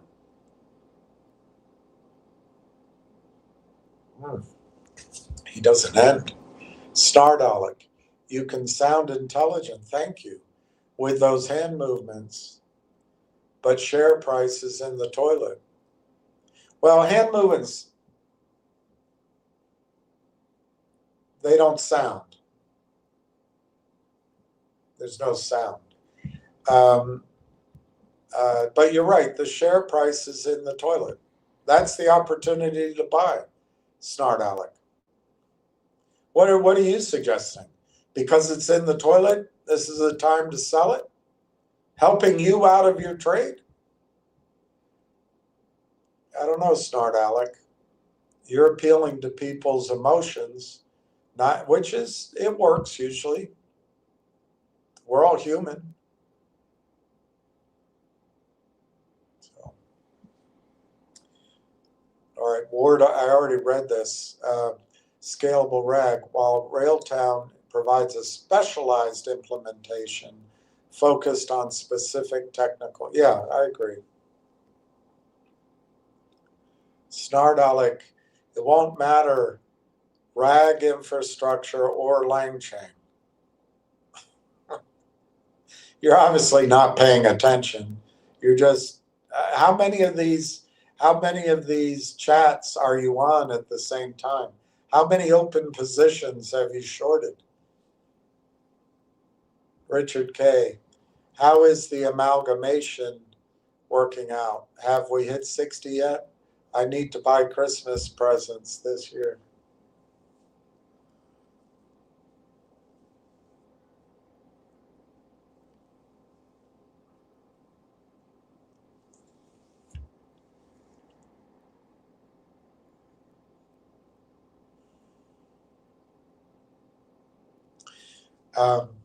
I'll just answer your questions. The amalgamation has not worked out. It has not closed. They did put out a press release right on or around November 6th saying that the company would close the acquisition of AIP. That's the amalgamation you're referring to. On November 14th. That was last Friday. I'm Almost Legend did some research, which I appreciate. In Canada, the company has 10 days from that closing to file notice to the regulators. So my guess is, unless there was problem closing it, but they announced they're going to do it. If there's a problem, maybe it's just a day or two, who knows? But at a minimum, it seems like it's going to be Monday before we hear. So, Richard, I would suggest to you that the amalgamation has not closed and should close by Monday. Well, if it involves bureaucrats or attorneys, let's say by Tuesday next week. So is that enough time for you to buy Christmas presents? I don't know. But I think you have to, I don't think the stock price is going to begin to do anything until Tuesday next week. I also, as I've said to you, Richard, yesterday, this is a lot of damage technically in the stock. I don't think it's broken down in its long-term trend, but it'll probably take days, if not a week or two, before the stock recovers. However, things can turn around pretty dramatically with a positive event. But, you know, so what's your other question? Have we hit 60 yet? Yes, we did back in July. And then we started climbing in October when apparently news went around that the AIP deal was going to close. But then the press release they put out was meaningless, because they hadn't closed it. And then they've put out another press release saying that they're going to close. So that's also meaningless. So, Richard, no, we haven't hit 60 again, but it's a possibility. Once they've already shown twice that the stock wants to go up on that news, on the actual acquisition of AIP. So it's possible, let's say Monday or Tuesday next week, that could get the stock up in that range. Maybe not immediately, it might take a few days. I need to buy Christmas presents this year. So you're going to use this money? If you have something better to do with the money from this stock and you're unhappy, sell it, get out. You know, there's 3 reasons to get out with a stock. The story has changed. You see a better story, or you need the money elsewhere. And if you need it for Christmas presents, I would suggest you at least wait until they announce or file anyway that they've acquired AIP. That hasn't happened yet. And that may be a reflection on the company having piss poor management. It may be a reflection that the company is trying to poor boy their legal services. It may be a reflection on bureaucrats in Canada. It may be another reflection. I don't know. I just can't tell you. But we do know this. From February 11th to today, the AIP deal is not closed and filed. I think you'll see that by Monday or Tuesday next week. So, Richard, I don't know what to tell you about Christmas presents.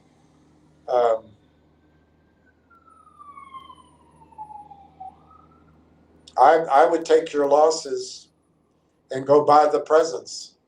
I don't think the stock is going to go down from here. But I don't know when you buy your presents. By Christmas, it might only be worth 60, 70, 80 cents. So if you need the money, you need Black Friday, Monday money, just go spend it. I appreciate that you've waited this long. It's a pain in the ass. You're as well educated on what's going on here as anybody else. So if you're going to be a spoiled brat and ask the question like you have, it sounds like you're not happy with the stock. You might as well sell it.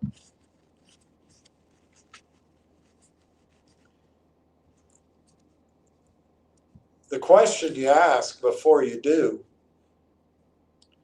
is, are you going to be more angry with yourself if you hold on to the stock and delay buying Christmas presents until December 15th and the stock's worth 50 cents, 60 cents? Are you going to be more angry with yourself if you do that? Because you could have just bought your presents now. Or are you going to be more angry with yourself if you sell here and the stock is $3.40 in the next 3 to 4 weeks? Or the next 6 weeks, 8, who knows? Only you can decide that, Richard. You don't have to come on here for permission. Snart Alec, you need to rephrase that to amalgamate. Oh, so you're the same woman that's been here before? I thought about you. What's motivating you? Approval from a couple of mean-spirited guys? Are you being paid? This is how you're going to spend your life? Are you angry that you've aged out from your beauty? Did you never have beauty? I don't know. I don't think spending your life in anger and trying to take from others, I don't think as you get older, you're going to find that brings you happiness or contentment or peace. You may carry this ugliness into your old age, and you may die an ugly, angry, disappointed woman. But there's plenty of time to change it. Even now, you can decide to be a better person. I hope you do. It's a pretty dismal life. The path you're taking, it's pretty dismal. Even if you make money. It's that hole in your heart, that sense that it's all slipping away, and that sense that others have something you don't. You're not going to replace any of that by this path that you've chosen. But I got to move on. Lockup, good morning, William. Just cancel on your notes. Croon the double bottom trend. The pattern canceled out when it hit 34. Oh, all those notes that I wrote the other day. Yeah, for double bottom. Yeah, that's why I normally don't post trends. Yeah, I happen to agree with you. I have a chart to show, but today's price action, even when it was up a little bit, although the volume's pretty high, 229,000. I don't think it's a particularly good day in the stock price in terms of technical day trading type signals. But I think it's a great opportunity to build the position. And,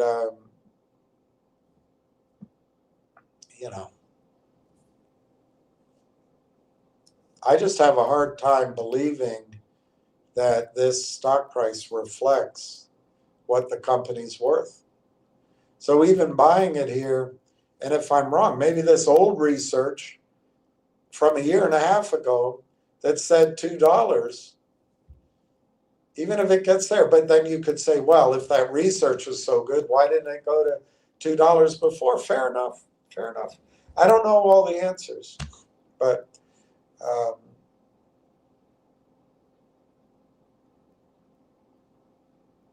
yeah, I agree with you, Lockup. I don't think the chart looks short term. I don't think the chart looks particularly good. Longer term chart, it's not terrible, but it doesn't give a buy signal. Snarl, William is getting too aggressive and angry nowadays. Yeah, probably. You must be a woman because you used the word aggressive. I don't think I've been aggressive. I think I have shown anger and frustration. I'm trying to see if I can change that. But thank you, Snart Alec, for pointing that out to everybody.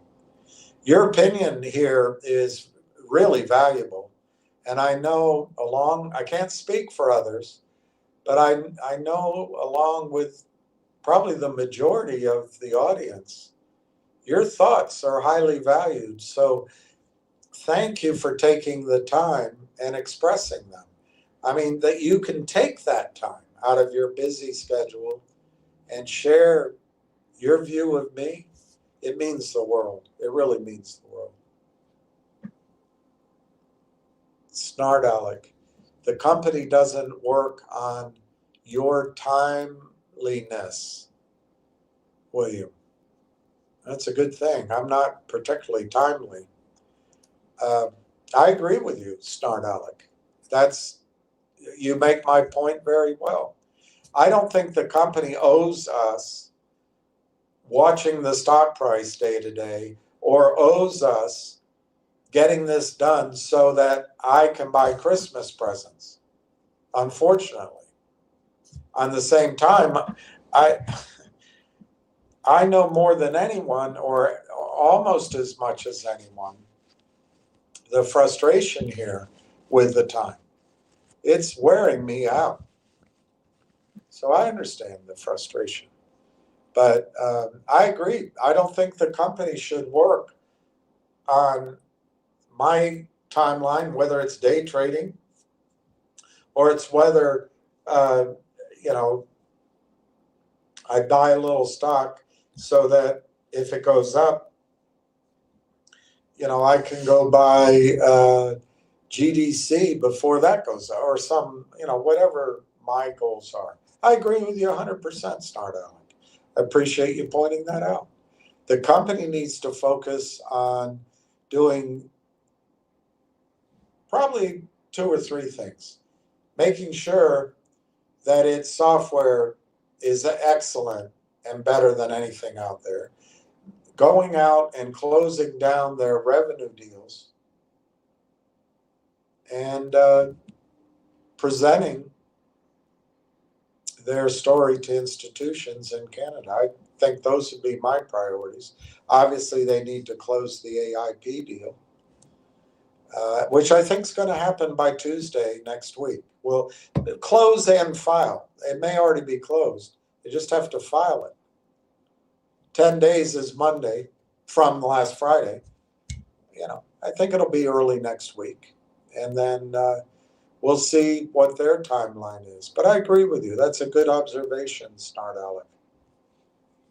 Carl J., AI will do nothing but grow, grow, grow. I think that's true. Does it deserve these multiples? Who knows?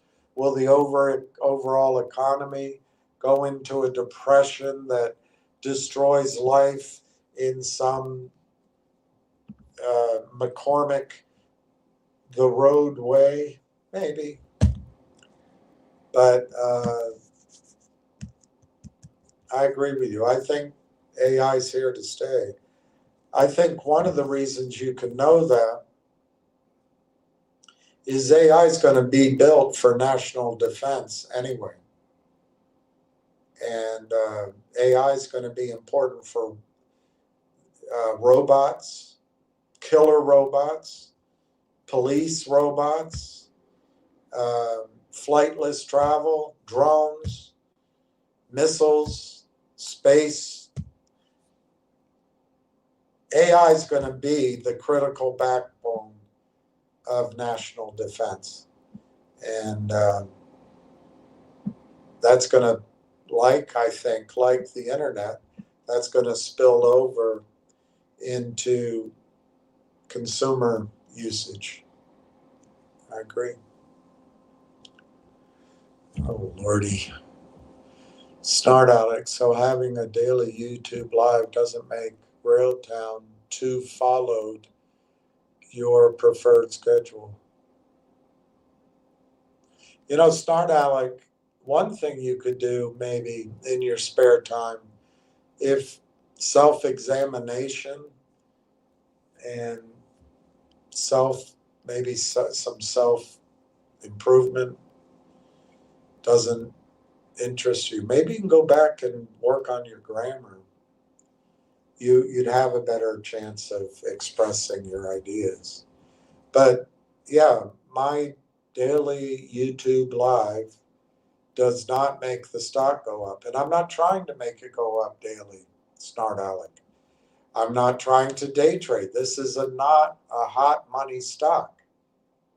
What I am trying to do is convince people not to sell emotionally. If they have other reasons to sell, if their experience and their gut are telling them that technology is a tough game and that you got to get your story out there, the window is closing, that Lang Chain is beating us to the punch, whatever. People should follow their own instincts, of course. But I don't think people should follow the emotions that we've learned in these other manipulated stocks that are exposed to your machinations and your shorting. And you probably have another identity that goes on spaces and support stocks that you need to go up so you can destroy them. So I just want people not to be feared,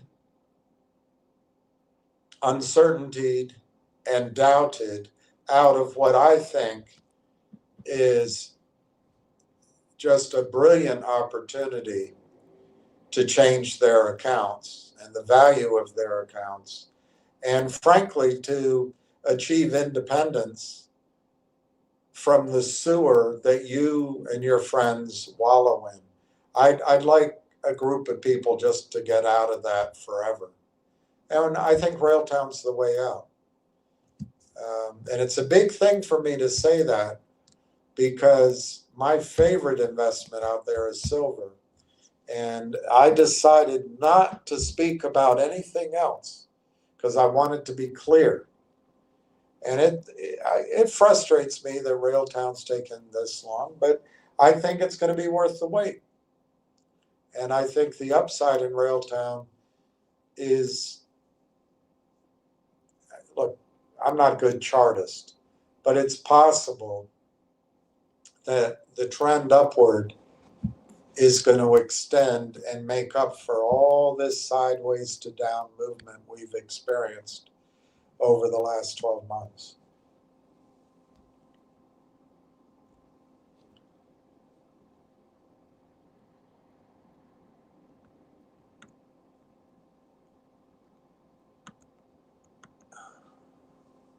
Lockup. For your information, Loom, yesterday that double bottom trend is over. When we went down to 34 yesterday, we now wait for news. Yeah, it broke down. It broke down below any short term. I agree with you. And it doesn't mean that it can't correct quickly. It would have to take a real surprise to just ignore the damage done technically over the next few days.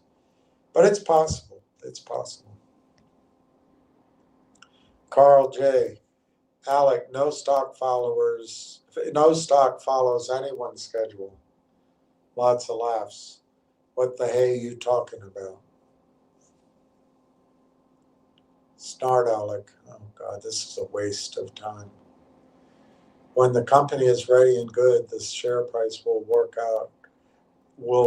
hour automatically. Yeah. So you're joining me in my advice. You're right. The time to build a position is now. We don't know when the share price is going to work out to our advantage. I've made several projections, but my projections have been based on the assumption that, I mean, it's boring, that the AIP deal closes and whatever else is announced so that revenues can be disclosed, whether to the public or at least to research analysts and institutions. And then add to that, once whatever these events are that holds back buying, it can release buying.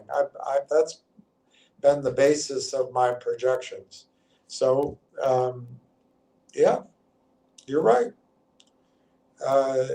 It's not so much when the company is ready, it's when the AIP deal is closed, which could be a bureaucratic. It could be the regulators saying, hey, you made a mistake. You got to resubmit this. Who knows?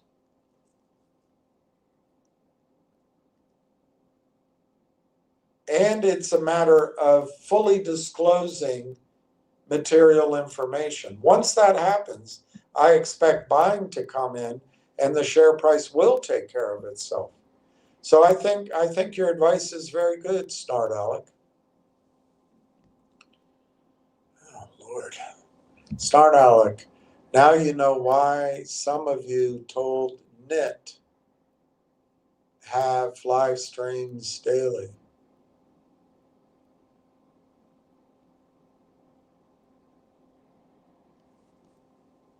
Snart Alec, it will only cause you to have increased stress and anger. That's awfully kind of you to be concerned about my stress and anger.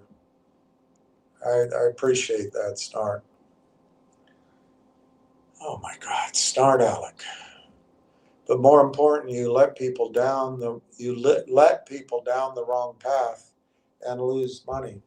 I would submit, Snart Alec, if they sell here based on, in some cases, emotion, in other cases, experience, and in others, just final frustration and listening to you, it's you and your friends that cause them to lose money. I mean, you've said it yourself. The company's share price will take care of itself as soon as the company's timeline allows. And I don't think the company controls that timeline. It might be the bureaucrats. But yeah, I think part of what you've expressed here is correct. I don't think I've let people down the wrong path because the story's not told yet.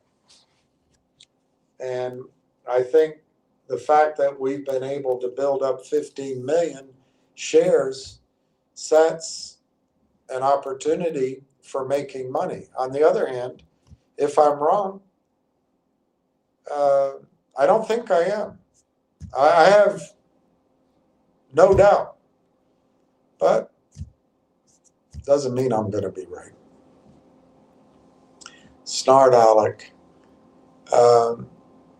which has been evident in all your stocks, no matter how much you try to deny it, looking like a poker face. I don't think I have a poker face. I think that's one thing I don't have. I haven't denied, and I don't want to waste anybody here. They've heard it so many times. But I haven't denied that I believed Ham, and I'm not blaming Ham, but I believed Ham's storyline early on, and I believed the idea of short squeezes because I had experienced buy-ins before. But Snart Alec, I've spent a lot of time trying to educate people. What you guys do and what you've relied on is that it's legal for brokerage firms to issue multiples of the float out as securities entitlements. And it's highly unlikely that there will be any short squeezes. But you say it's evident in all my stocks.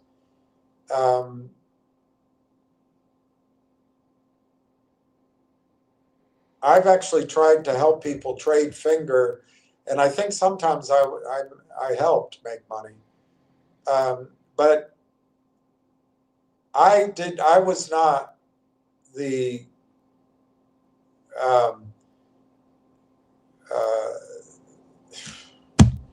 recommender of finger, GTII, ZJYL, on and on and on.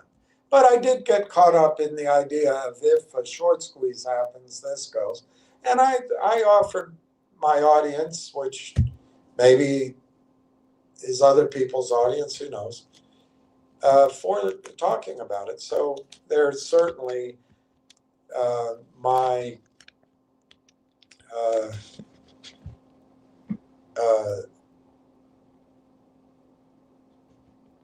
I don't know what to call it, my fingerprints on it, on some of that. But those weren't my recommendations, and I've actually tried to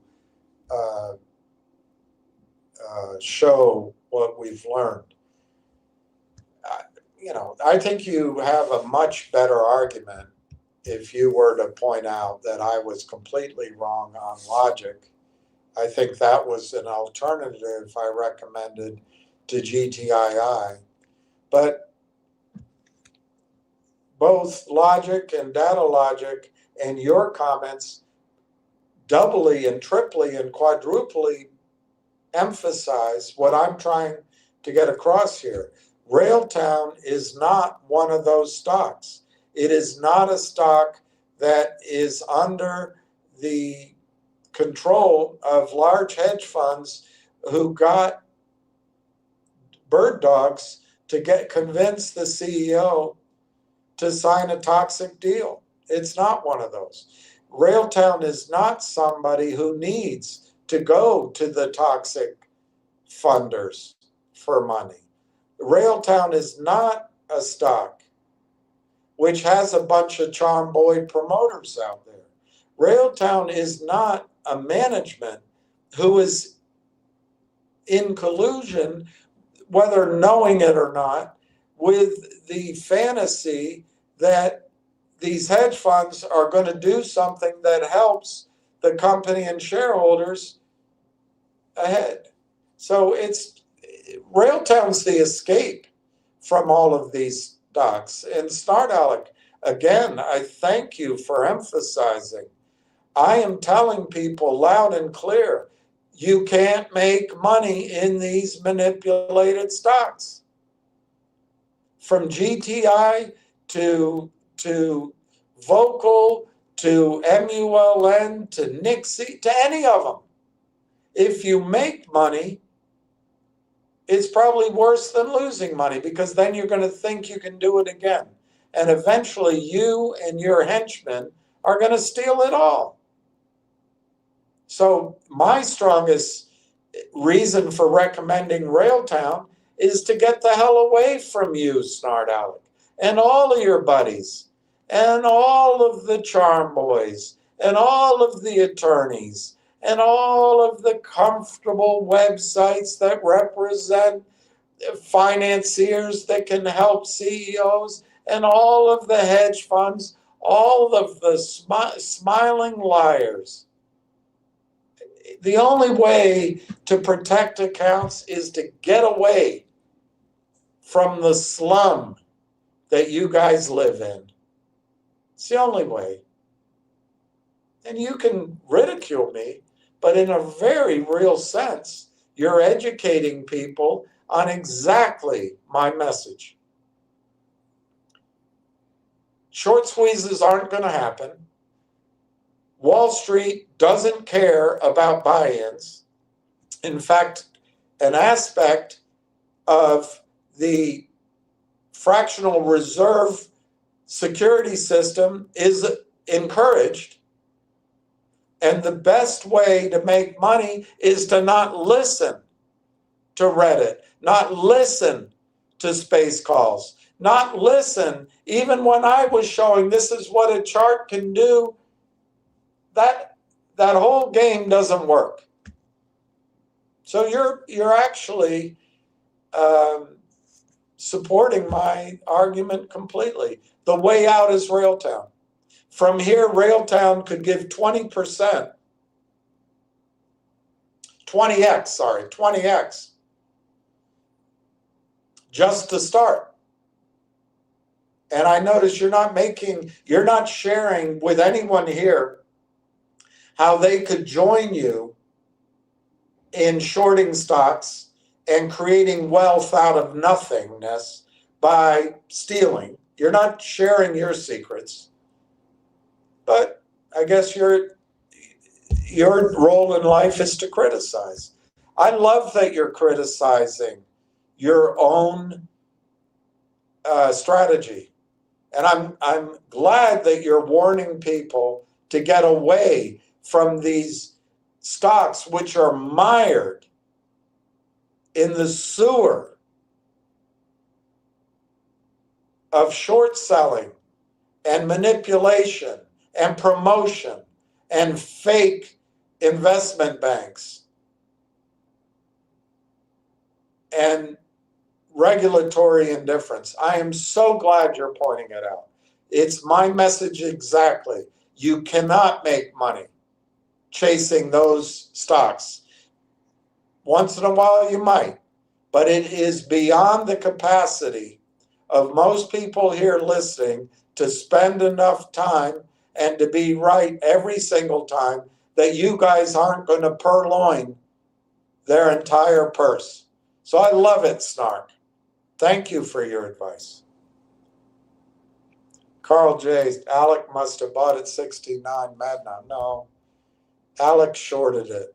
Alec is in the middle of a short position. Lockup. Snart Alec is the only one concerned about everyone else. Should worry about himself. I think he may be a she. I don't know. If you say so, yep. Oh God, it doesn't end. Snart Alec is too imaginative in associating every other company's news or AI news in general with Railtown. No, I'm not. There's one comp, direct comp. It's LangChain. That's not everybody else. Literally, Snart Alec, there's over 500 AI companies, all worth over $1 billion on their recent raises. I'm just focusing on LangChain. I also used SoundHound because actually SoundHound has the closest projection for revenue next year. I think it's closest to what I think Railtown is going to be able to do next year. 175 million in revenue. So I've used those two. It's pretty specific. And I don't think it's imaginative. I think it's what you do, Snart Alec. If you're trying to determine what the value is of your company, you try to look at comps. You try to look at metrics. You try to look at multiples. Doesn't remove all risk, obviously, as we're seeing. And the stock price is in the turlet. Snart Alec, that's the very mistake 101. I don't know what to say to that. Carl J. No, he gives you ideas, things to chew on, things to do your own DD on, make your own decisions. That's true. I try to back up. I try to, as a lawyer might, or better yet, as a researcher might, I try to put a footnote to tell you where you can go find the information.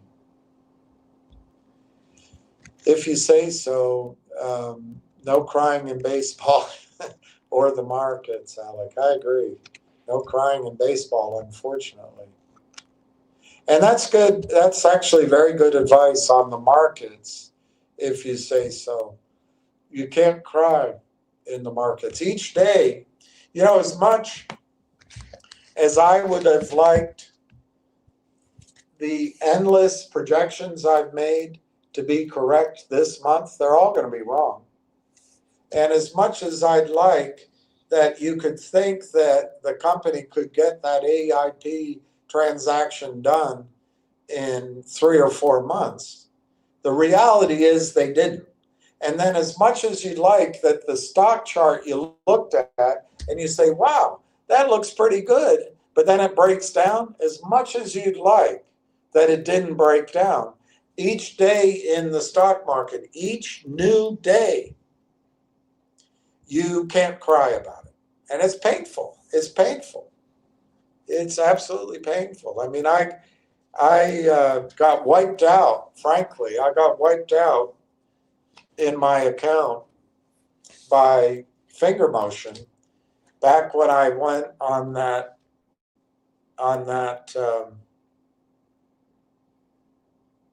movie jig.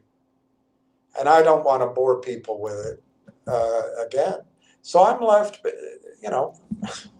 I'm left trying to rebuild. But what am I going to do? Cry in my beer and do nothing? I don't think that. You can't do that with the market. You have to accept that the market is a really cold mistress. She can be very rewarding. But even in the middle of reward, la donna es mobile. You've got to be every single day, every single week. You've got to revisit your assumptions and accept reality. So,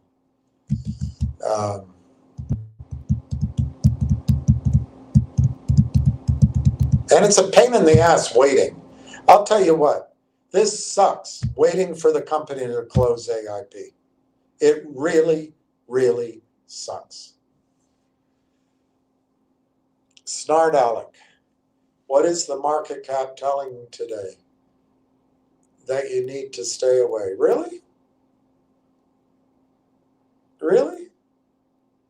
What did the market cap of Finger Motion tell you when it was 250 million? Was it telling you you should get in? I think, Snart Alec, I'm not going to go on with that. You obviously trade or invest in the rear view mirror. You're not going to get anywhere. You need to try to see into the future a bit. Doesn't mean sometimes you're early, sometimes you're on time. It's very hard to be on time. But that, Snart Alec, that comment shows maybe your ignorance or your naivete, or maybe just shows that you're short a position and you're trying to shake people out. I don't know. But it's that statement you just made, it doesn't have any merit. So I'm going to move on. Snart Alec, please don't pick on people. Carl J must be new. Go watch his videos from 2022 till now. I wouldn't wish that on anyone. So you must, are you secretly in love with me? Why do you watch all my videos? Good Lord. But yeah, I made a lot of videos on short squeezes, and I bought into Ham's essential theory. I think Ham works hard. I think Ham's efforts actually, if you want to trade Ham, get in early, let him and his friends pump it, get out before everyone else starts selling, and just do that over and over again, and you'll make money. But it's very hard to do. It's hard to have the discipline, and it's hard to know when to get out. It's just a very hard path. I think the easier path is to get into a stock whose fundamentals are so strong and the wind is behind its back. Unfortunately, I haven't been able to prove to anybody that my analysis or sense of Railtown is correct, because they cannot bloody close the AIP deal. They just haven't been able to close it. And, I think it's a legitimate question to wonder, what the hell? Are these guys D students or A+ students? I have no idea. No idea. I've tried to explain it. But Carl, go ahead and watch them. They're out there. I haven't taken them down.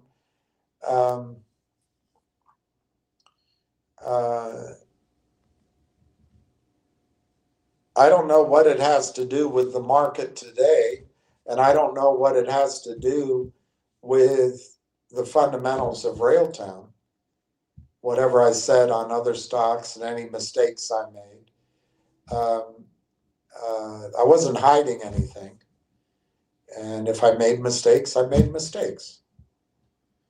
But it's all out there, Carl, so you can go look at it. I really, I wouldn't waste my time.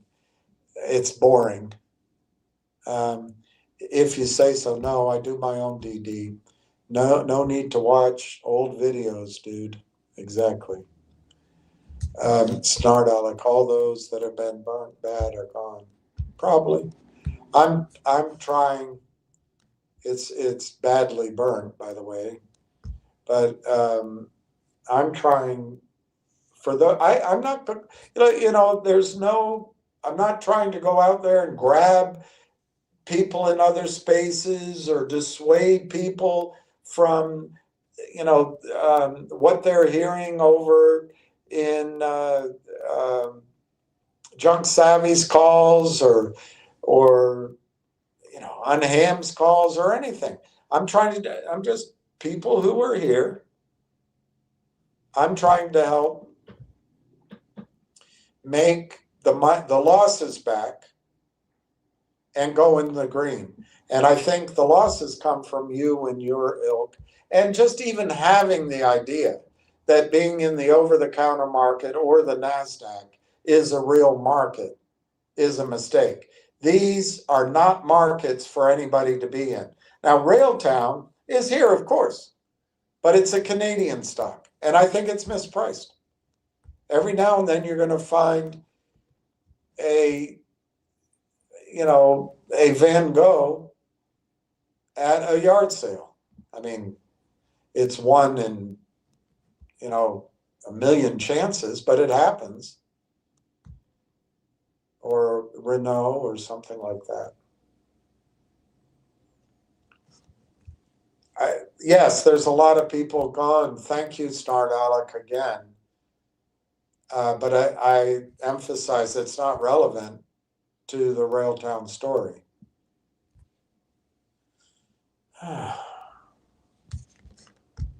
Lockup, Snart Alec, you've been watching from 2022. Yeah, I think this is the woman who on the calls with Double D is always laughing at anything he says. I think it is.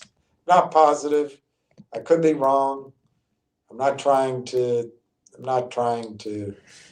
it's a campaign lockup. It's terrible. All right, we've got 20 minutes to go. A lot of volume today, 229,000. Snart Alec, William can deny it, but he knows the truth. I'm not denying anything.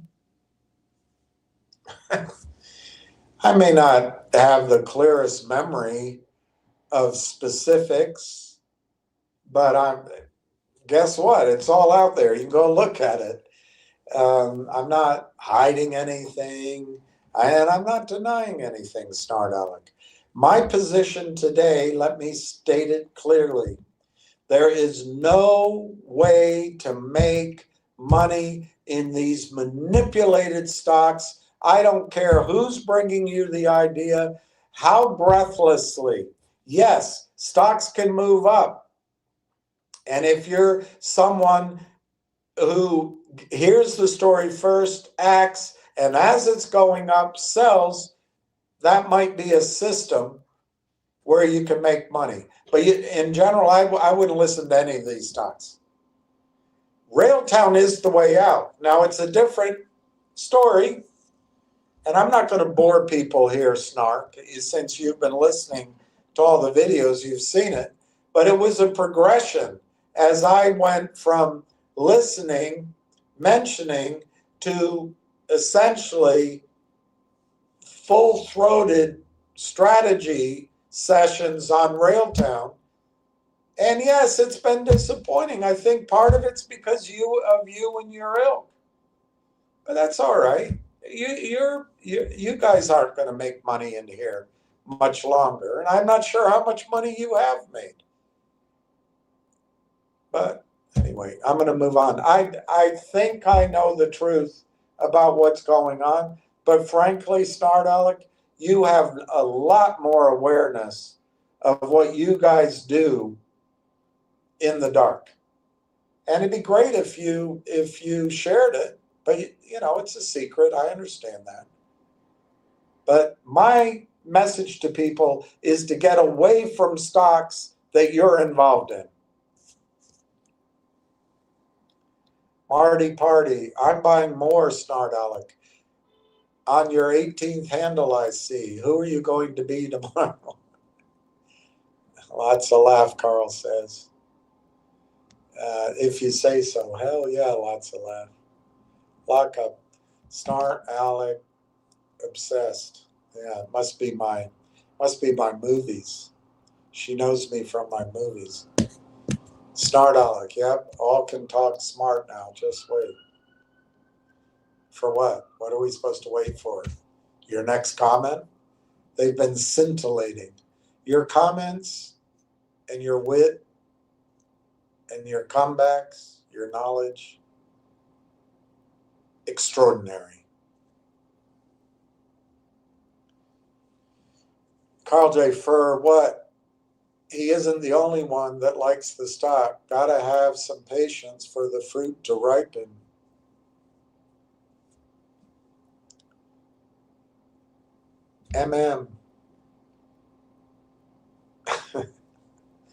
Frack Alec, I guess you're saying, Snart Alec.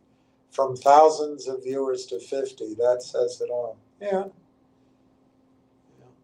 It says a lot, doesn't it? But that's just like having an account that was worth, hundreds of dollars go down to nothing. I mean, what can I do about it? Snart Alec. How many viewers do you have? And if your time's so valuable, why are you here if I just have 50 viewers? It's an odd prioritization of your life. Carl J. Alec bought for a flip, got smoked, mad now, looking to blame. No, I think Alec is in the middle of a short position, or one of her friends is.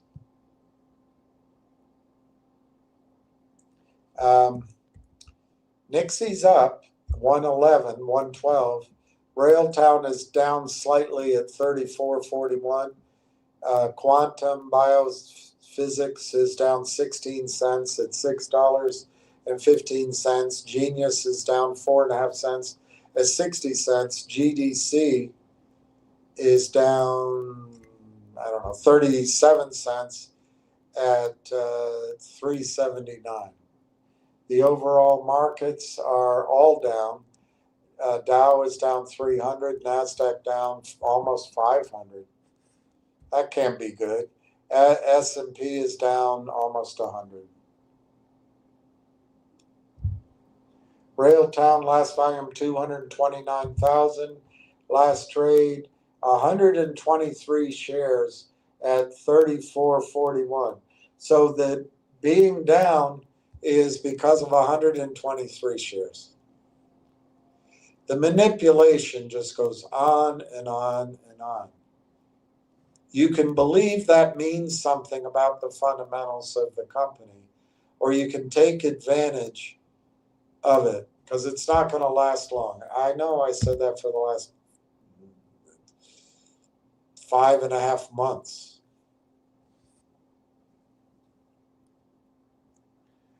Lockup, most likely. Lockup sounds about right. Snart Alec, I'm one of early long losers of Williams stocks, but not RLAIF. Well,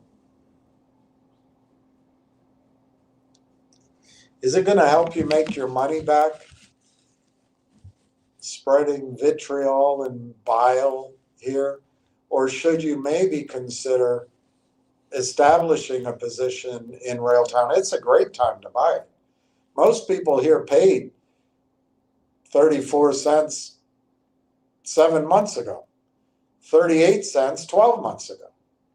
And they hadn't announced that they were buying AIP. They hadn't announced Telesteel. They hadn't announced several of these revenue deals. They hadn't announced that they're going to revenue share on this new AI fortress up in Canada. Today, it's much better time, Snart Alec, to buy Railtown. Why don't you buy it? Get over your pride and your resentment. Buy 10,000 shares. Cost you $3,400. Take the money, whoever's paying you to come on here and trash. Buy 10,000 shares of Railtown. Cost you $3,500.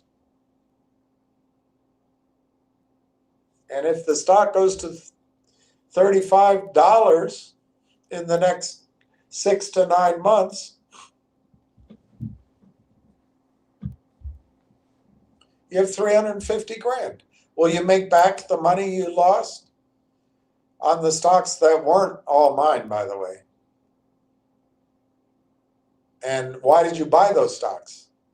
Do you think they were riskless?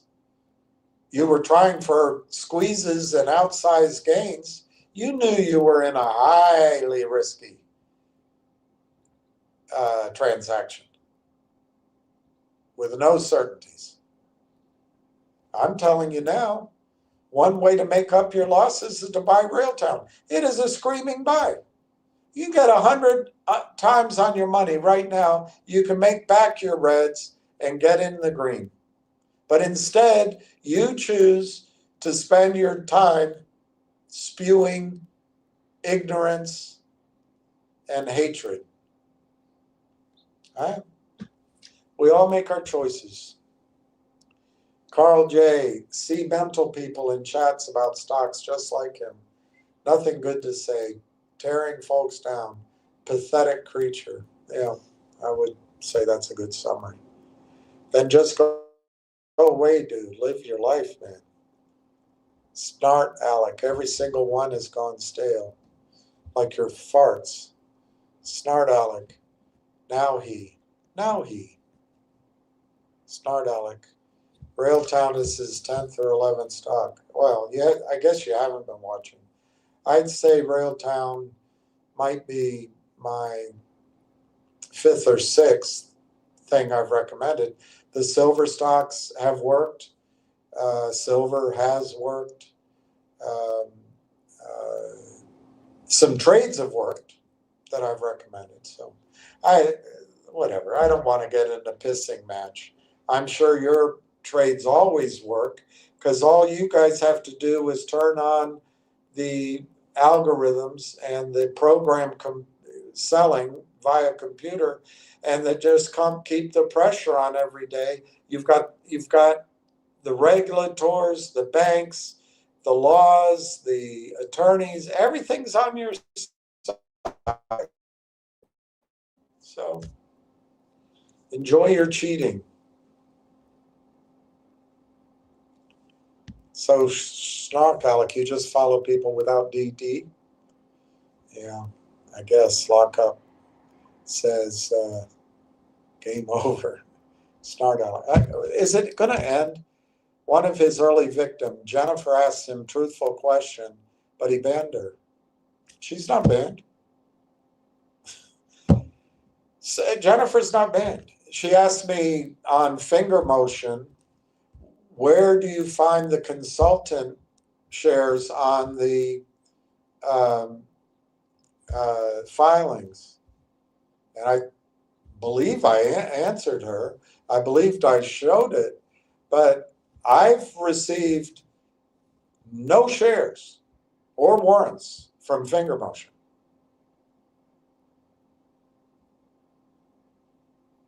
So, and whatever. I banned her and many others. Yeah. I'm about to ban you. If you say so, says And. Snart, Alec. He preys on newbies. Well, I wonder who's doing the praying.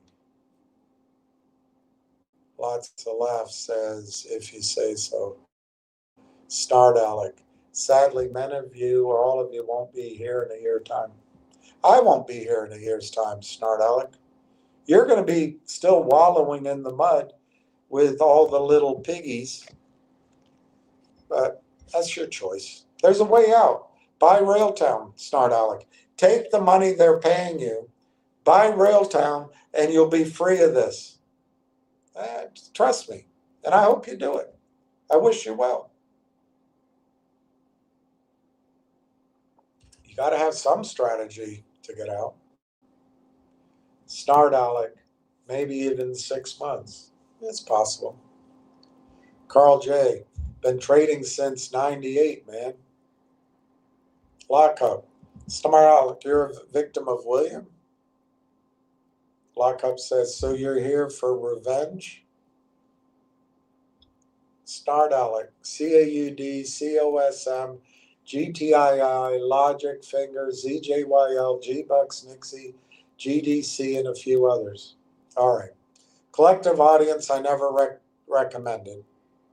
However, I did recommend Logic that split into Logic and DLQ SPAC. I did recommend that. I fought, I went up, I did all the due diligence. I went to New York several times. I followed it closely. And when your friends at Chadron Financial and at Aubrey Advisors and their attorneys convinced the attorneys and the board members that the best thing was to do was to sign that contract that Aubrey Advisors put out there, I got very upset. And at that point, I couldn't fight it. I cannot fight what boards and CEOs do. And I fought it all the way. Some people got out, thank God. But for me personally, I predicted that. I listened to a gentleman from the American Stock Exchange, good man. He said, there's systems in place. This is a great deal, blah, blah, blah. But I'm not going to go through and start out like the tricks that your friends used to steal, I think, $250 million out of the market cap of Collective Audience and Logic. Steal. So you bring that to me and blame it on me, but it was you and your friends' actions. And now I'm screaming to everybody, just don't do any of those stocks anymore. Ever. Ever. But I did suggest Logic as an alternative to GTII. And Logic came out, and we've learned this lesson, so it's a lesson we can apply here to Railtown. But Logic came out and said they were going to roll into their shell 7 or 8 companies worth $1 billion. Well, it's very hard to do when your stock's worth 18 cents, and when your CEO has no sales skills, and when your CEO is unwilling to do the work of bringing that whole group together because he's moving on to something else. It's life. He worked his ass off. I don't blame him. But yeah, Logic is a complete wipeout. And I think it's you and your friends that did it. Again, it confirms my opinion that people got to get away from those stocks. I never recommended ZJYL. I never recommended G-Bucks. I never recommended GDC. I may have had Ham on talking about them, and I may have talked about what shorting could do, but those weren't my recommendations at all. I listened. I played, I guess, with a little bit. COSM was never my recommendation, although I did back Jeremy Frommer. I thought he was courageous at first, but I think he's a classic smart is as smart does. And I actually called somebody, you know him, on COSM and said, this doesn't look like this is going to work. And he said, oh, yeah, it is. It's going to happen. Stick with it. Jeremy's in, spoke to the investors, spoke to the company, and I should have followed my instinct and gotten out. But these weren't, in the first instance, my recommendation, to the extent that I talked about short squeezes and what could happen. You have a little more room to point that out, but they weren't my recommendations. But in general, your whole criticism emphasizes that these stocks should not be purchased by anybody here. The way to make up losses, in my judgment, is Railtown, and I invite you, Snart Alec. I invite you. If you lost money in all of those, try to buy enough right now in Railtown that you can make your losses back. I welcome you to the fold. I did talk about Nixie, And I think people made money in a trade on Nixie, but I got really cautious on Nixie. And what stocks did I tell everyone to sell in June? All of the ones you've listed, every single one, if they could. Can't sell a lot of them. So Snart Alec, it's great talking about history, but how does that win the future? How does it win the future? Carl J. This is a speculative play that may or may not go. That's it. Early investment, early struggles happen. Deals get done, companies grow. You in or not? Simple. Exactly. Oh God, she doesn't stop. Snart Alec. I'd hate to be your ex-husband. I mean, come on, look at him go with all his talking points. He comes up with all that by himself. So, what's your point? Who's giving you your talking points? Is this is this out of the Basher's Handbook? Or are you sitting in a room full of people like yourself spitballing ideas? Who's paying you to put all this here? Obviously, you say you've lost money, and how do you have the time to do this? This is such a waste of time. I'm sorry. I'll promise you more time. I won't sign off early, but I got to get to the end, and then I can ban Shart Alec at lockup. Those were all money makers. You sell when they made highs. Sounds like you held on fancy. That's true. A lot of those stocks made money trading, but I think it's very hard for most people to sell. It really is. Snart Alec. As soon as any Mother News and AI comes out, he's quick to link it to Realtel. That's not true. It's not true. There's a lot of news in AI, and I try to pick what might be relevant, Snart Alec. And all researchers do the same thing. They use comps and they make comparisons. So what do you think's better? Just making wild ass guesses with no reference to anything? Do you think, is that what you do, Snart Alec? You pay people to go on Reddit or on X calls and just talk about the next stock. Hey, look at Genius. They hired Mark Bazile. They're gonna fight. And then look at the volume. It's gonna go to 5, it's gonna go to 10. Is that the way to invest? Snart Alec. I think all you can do is try to look at comparisons. That's all you can do. Lockup. Snart Alec. If you do not know how to scale out, you will never win. That's true. In Railtown, I don't think you should be scaling out, but everybody should do what they should. It depends on where the price is, of course. We're 359, 34 to 34.9, 239,000 shares. 10,000 shares went off at 34.41. So that is trying to drive down the bid, and that confirms, Lockup, your point that the short-term chart it's not going to reflect very well.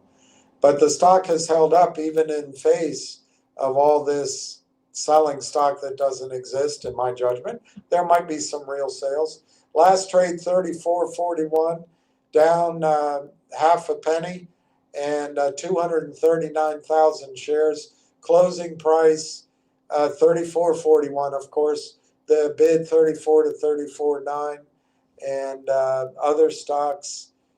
Just the trade right now, Nixie down 110, Quantum 616, GNS 60 cents, GDC 388. So that's actually got some strength.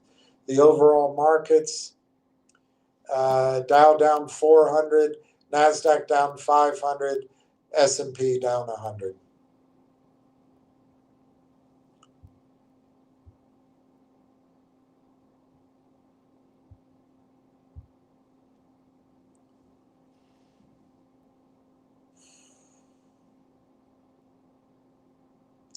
Jasmine Crockett shares list of Republicans who took money from Epstein.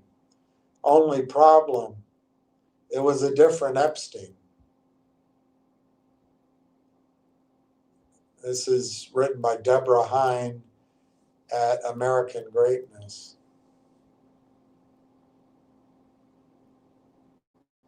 Folks who also took money from somebody named Jeffrey Epstein, as I had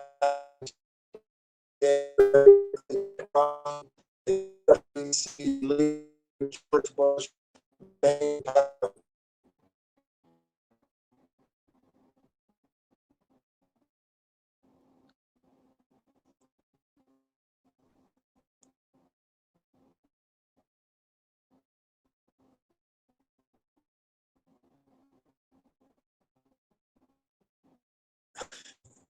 yes, Crockett, a physician named Dr. Jeffrey Epstein, from the other Epstein, campaign of mine says no free gene. Made $2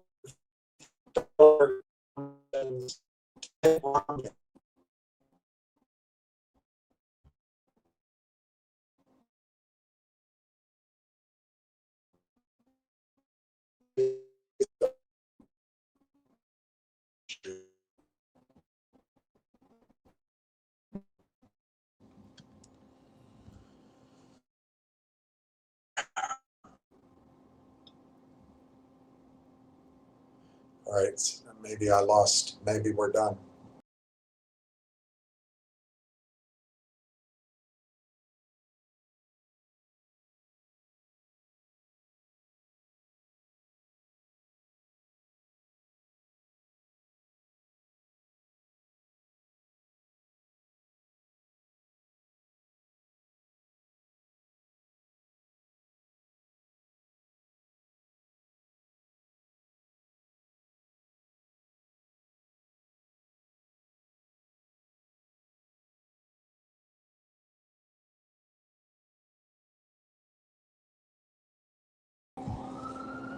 Okay, I probably missed a lot of messages. I did.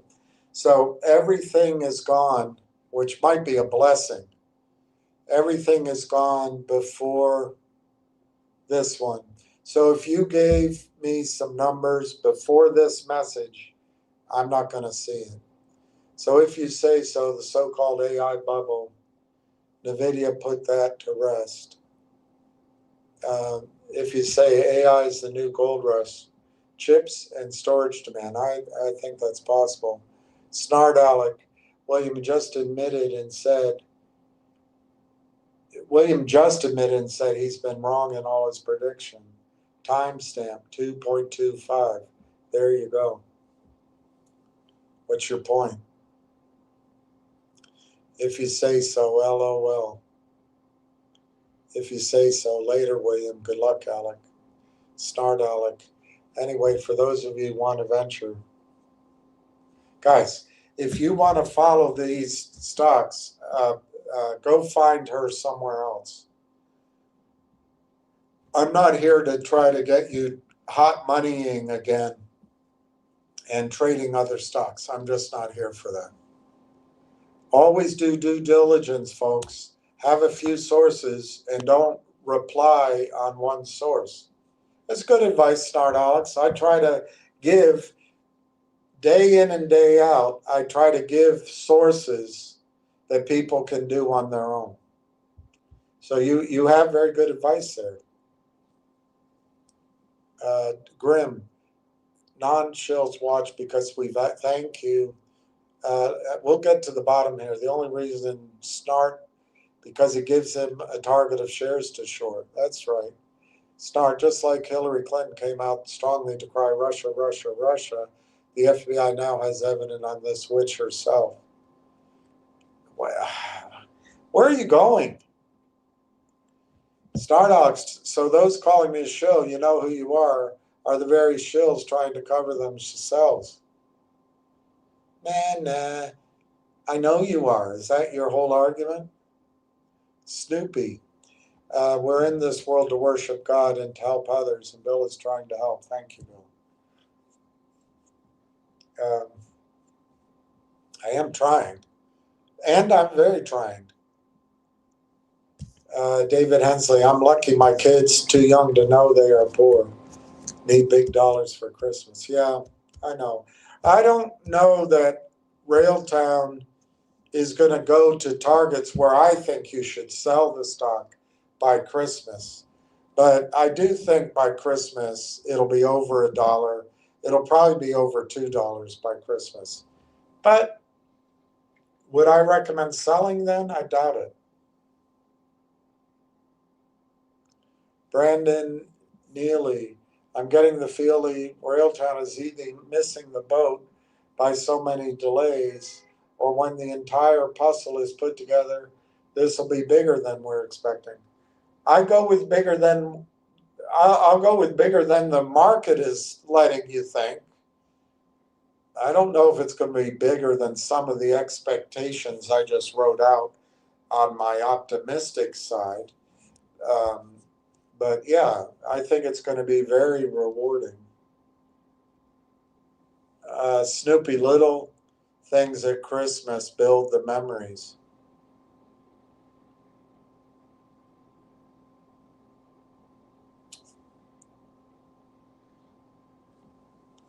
Brandon Neely, I'm still sticking to my opinion. It'll be February before we see this start to take off.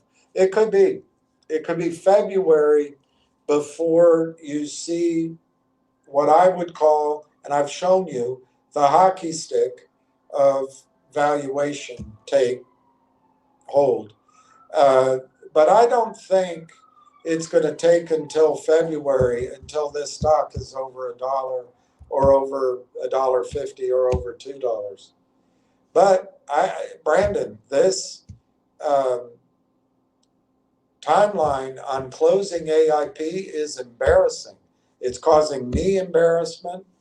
It is, I think, frankly, ridiculous that an organization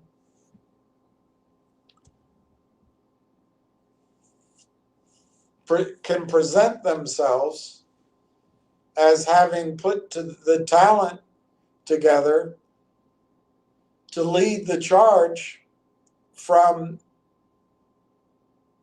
pennies to $1 billion company, and they can't close this deal. I think it really is inexcusable.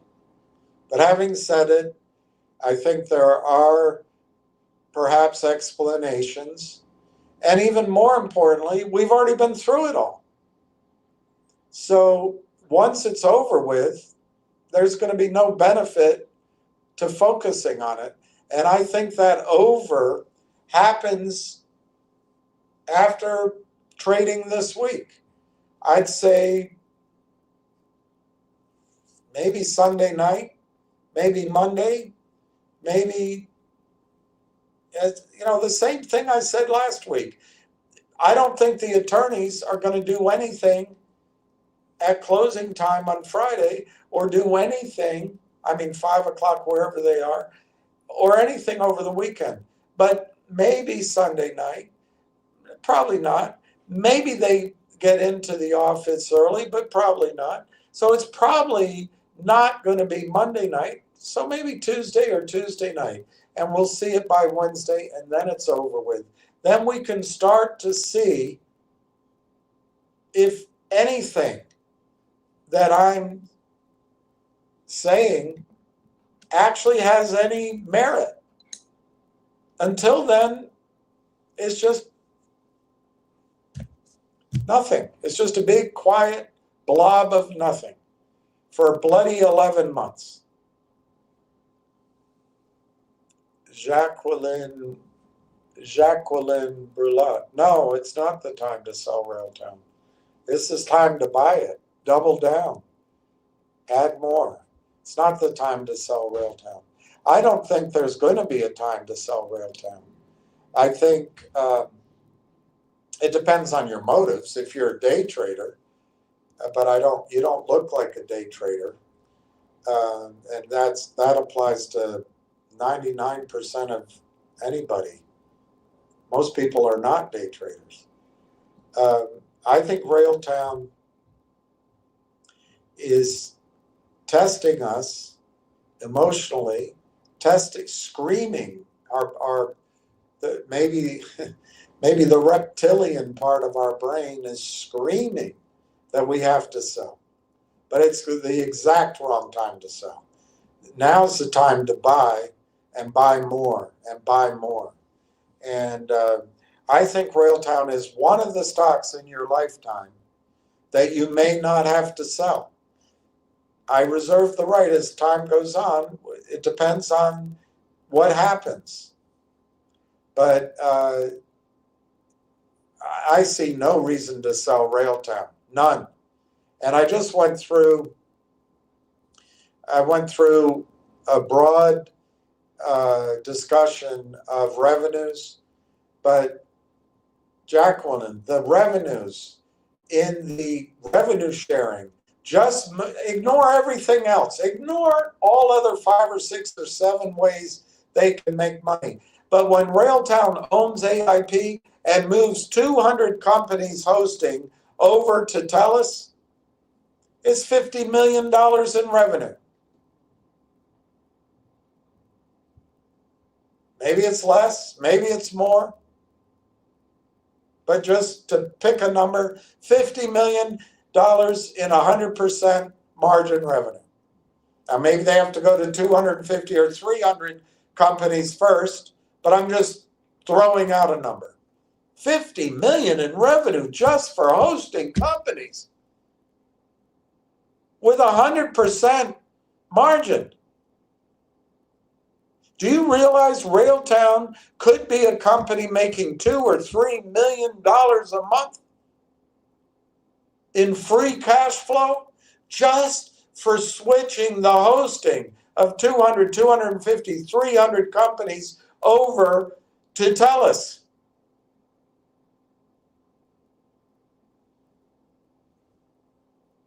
That's a powerful story. So no, it's not time to sell the company. You're going to regret it if you do. You're going to regret it. I'm sorry you even have to ask that question. There is so much negativity while the company saves money on attorneys. It is pound foolish, penny wise to reduce your legal bill because you think you're doing the right thing for shareholders. I would argue that whoever made that decision has cost from the high, has cost 50 million in market cap to save 100,000 on legal fees.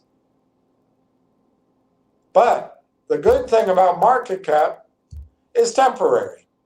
It's temporary. Legal fees take care of themselves.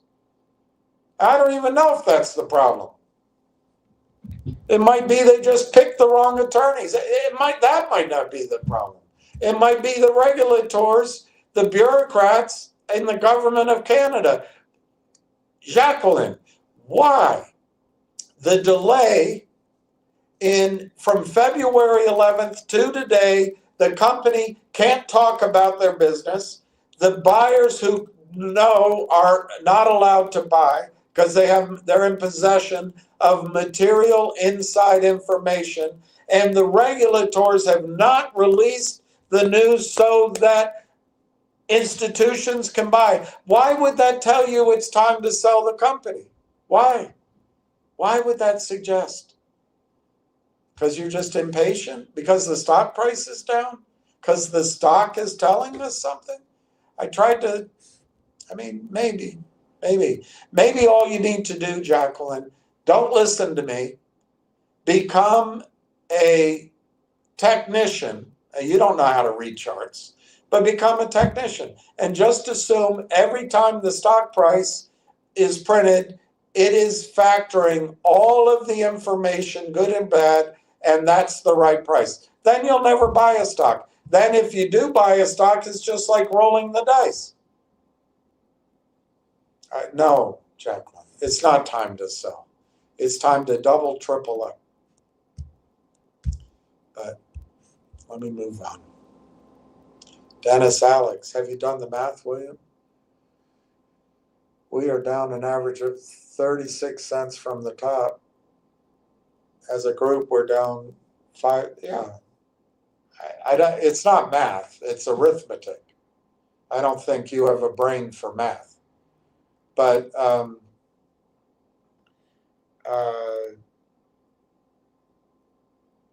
from the high, I mean, you're good at pointing out the obvious. We're down 5 million from the high. But I think a more accurate thing is we're probably in the red overall. We probably paid 5 or 6 million for our positions. Maybe as high as 7 million. And our positions are now worth 5 million, I guess. I think that's right. Yeah, so it's painful, Dennis. What's your point? What's your point? That everyone should sell now?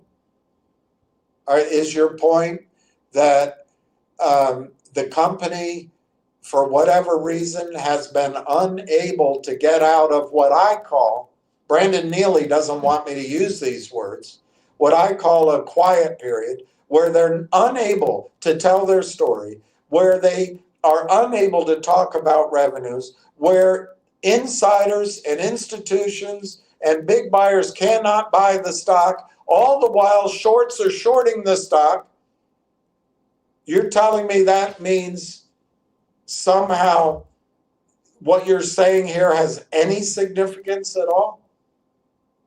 I almost banned you, Dennis, and I'm starting to think I should have, because I think you're a short. I think you're a short. What an idiotic thing to point out. Do stocks always go straight up? I think, Dennis, I'm just going to stop because I'm going to get upset with your idiotic comment. Justin, might be nostalgic to go back and watch MMTLB videos. Was lots of energy back then. Yeah, I thought MMTLB, I really thought they were going to have to settle. I never recommended the stock. I mean, obviously, those videos I did, the stock was no longer trading. But I've been clear ad nauseum that people should get out of MMTLP and go to NextBridge. But Double D and his sidekick here, they have a different message, and But MMTLP, I don't see a way that you can make money back. I lost 44 grand. I don't think there's a way to go back and make your money by endlessly rehashing MMTLP. I think the way to make your money back is a new position, which I believe is Railtown. There are people out there who are saying that Railtown is a bloody disaster, and when am I going to give up? Can I read? Can I see that these guys don't know what the hell they're doing? They can't even acquire a friendly company? How the hell can they make it to billions of dollars? Well, my side of that is the opposite. Because they have not been able to close that deal, and pardon to Brandon Neely, he's going to Google it and not find it. There's been a quiet period from February 11th till today where institutional buyers, whales, insiders, major in-the-know people can't buy the stock because they are in possession of material inside information. The company can't talk about anything promotional or revenue because they're in the middle of a quiet period. And, oh my God, everything must be wrong because they can't close this deal. I don't know if any of you have ever asked a bureaucracy to do anything, or gone to DMV, or expected your own company to process your papers, and you expect it done quickly, and not only does it take a month or 2 or 3 or 4, it takes over a year.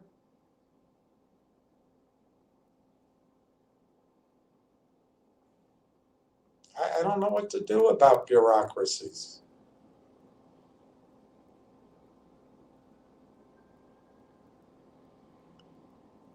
I used to shop in the Soviet Union to go buy bread, best bread ever. And you would have to get in line, and the line would be long, and the bread would sell out.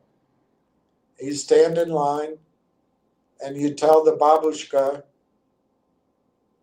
what bread you want.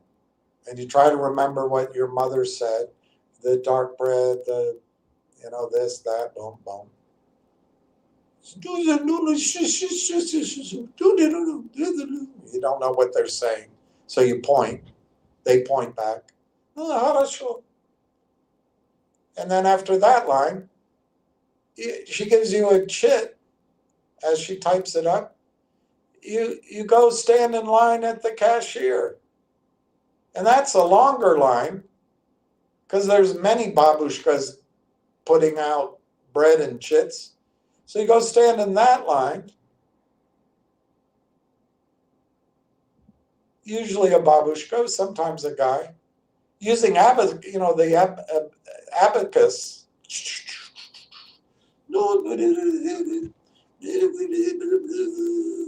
I think it's divide,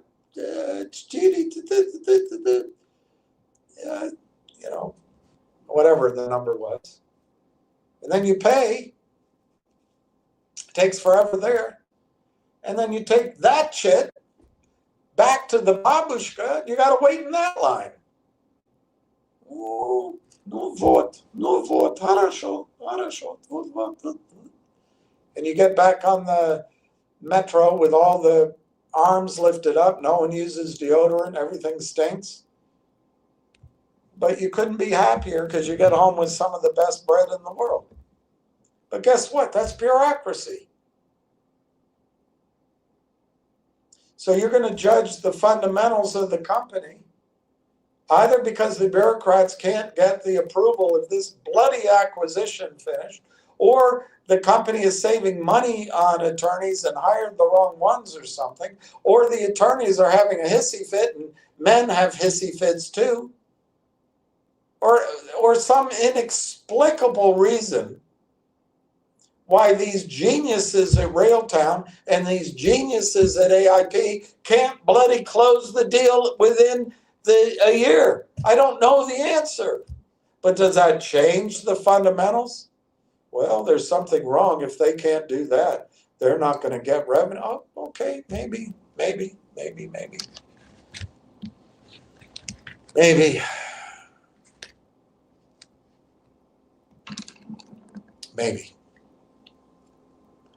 Barely social gator, a possible buy at 24, maybe within the. Well, if you want to wait for 24 cents, barely social gator, go ahead. I mean, I think you're going to hope to be buying in your short position down there, but I don't think you're going to see 24 cents in this stock. But you could. Any stock at any time can go down. You got to assume that. Any day you look at a stock, it could go down 50%. Any stock.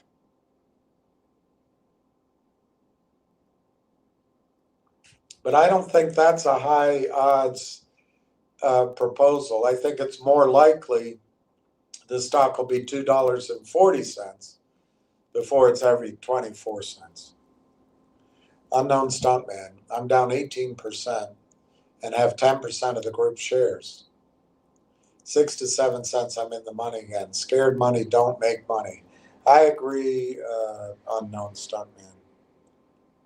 Dennis, unknown stuntman, my charting says we are headed to 16 cents. All right, Dennis, you are a short. So we're not going to 16 cents. If we do, I'll sell all my paper, silver, and gold funds and buy all I can. That's the correct answer. And we're going to say goodbye to Dennis Alex. And we're going to say goodbye to Snard Alec. And those are going to be our goodbyes today.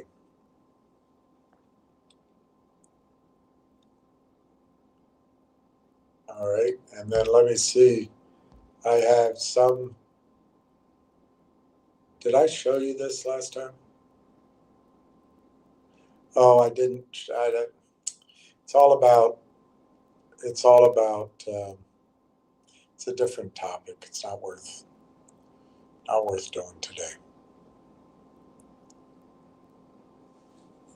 Let me show this chart on Railtown.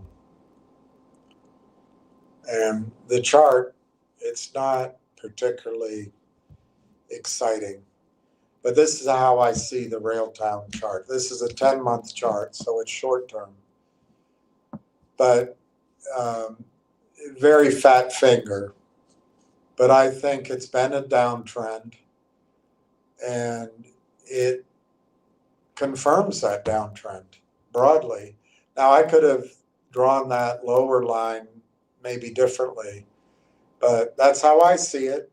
It's parallel to the top line. I drew the top line first, so that's how I do it. So I think that the stock is oversold and will trend back up. If it's going to stay in that trend, it's going to trend back to the middle and back to the upper end of that trend line. In the horizontal case, I think there's a pretty good case that that's support. That yellow is support. Again, it's a fat finger. I don't see, and that's why I took him down. Dennis Alice is just lying out of his rear end about seeing a 16-cent target here. There's no 16-cent target here, none. So he just gave himself away as a short. I do not appreciate people coming in here trying to turn an investment that, yes, is speculative, into hot money, day trading, emotionalism. I don't welcome it.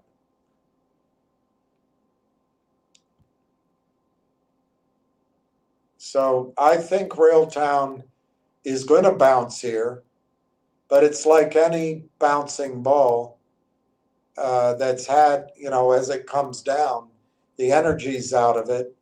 I don't expect it to go straight right up. Now, in blue, I tried to circle right here. I think it needs to go over 41 cents. Maybe less, but I'll say 41 cents with volume before I'm going to be excited that this stock is about to break out. And even then, it needs to break out of around 44 cents to break out of the high. And you see in the middle there, it breaks out. They always come back to test. And in this case, it broke out on the news, rumored news that AIP purchase was going to be made. Well, the news was meaningless. So it came back down. So anyway, I'd say once it breaks 44, we can start talking about 60 and 70 cents in the stock.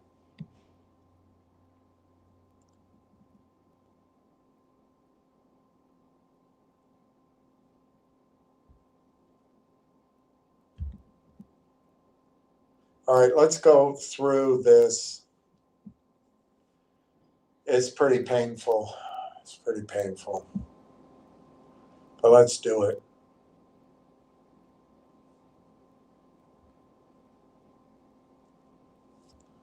Let's do it.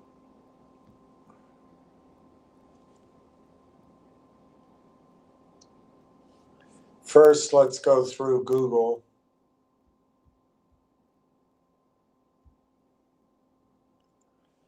It's painful, but I like what Ward has said.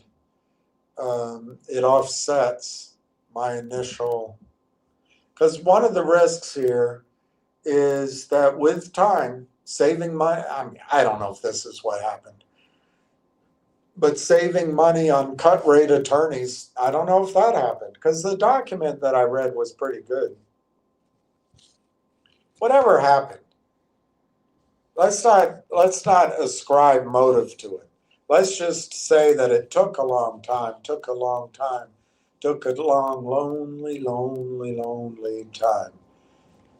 Life moves on. And here's one of the things in life moving on. Building AI agents with Google Gemini 3 and open source frameworks. This is written November 19th by Philip Schmid and Vishal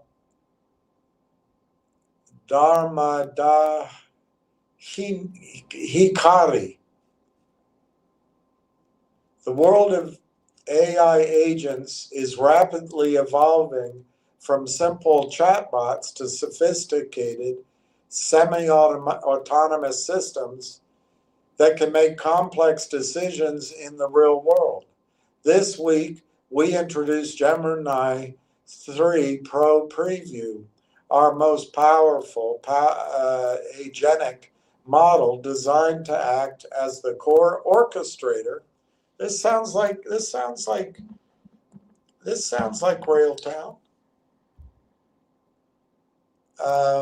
To act as the core orchestrator for these advanced workflows. Time is not on our side, but I don't think we're behind yet.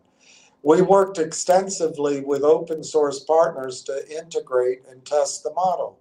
This post covers the new agentic features in Gemini 3 and how to start building next generation agents using open source frameworks, including LangChain. We got to get out there. First, we got to acquire AI partners. AI SDK by Verkle, Llama. The llama is a quadruped.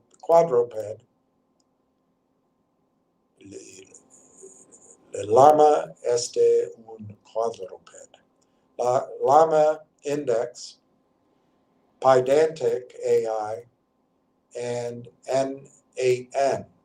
Why Gemini 3 for your agents? Let me just go through this quickly. Control reasoning and thinking. Stress stateful tool use via thought signatures. Adjustable multimodal and large context. Phew, got through that.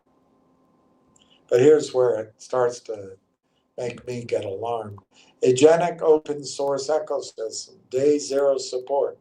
In other words, it happens right away. We've collaborated side by side with the open source community to ensure libraries are ready to tap into Gemini 3 immediately. Here's some of the frameworks offering day zero support. LangChain.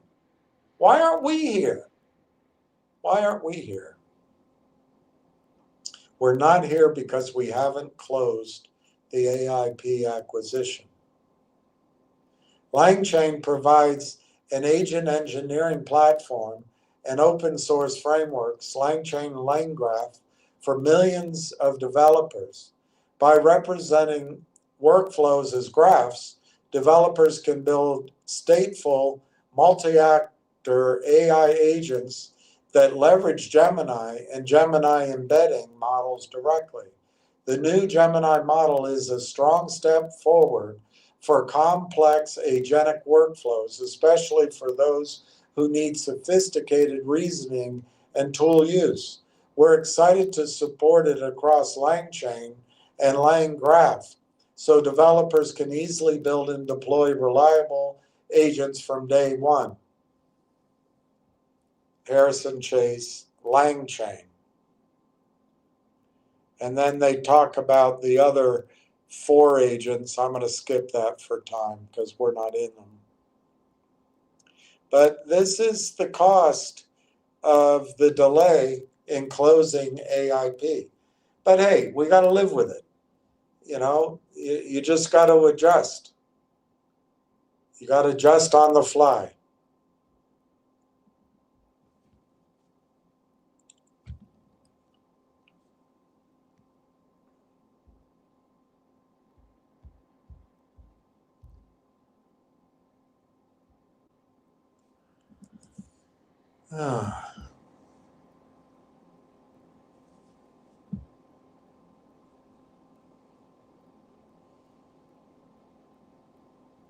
Okay. What is LangChain? A crucial framework for AI app developers. Story by Digit, 4 months ago. So I would argue we're behind by 4 months, but is that lethal? We'll find out. LangChain, what it does for AI. I sure hope they close this and file this deal by early next week. What is LangChain? In the fast evolving world of artificial intelligence, where large language models like ChatGPT, Claude, and Grok dominate headlines, a quiet revolution is underway. Developers are no longer satisfied with standalone chatbots that generate clever but contextless responses. They want AI that understands, remembers,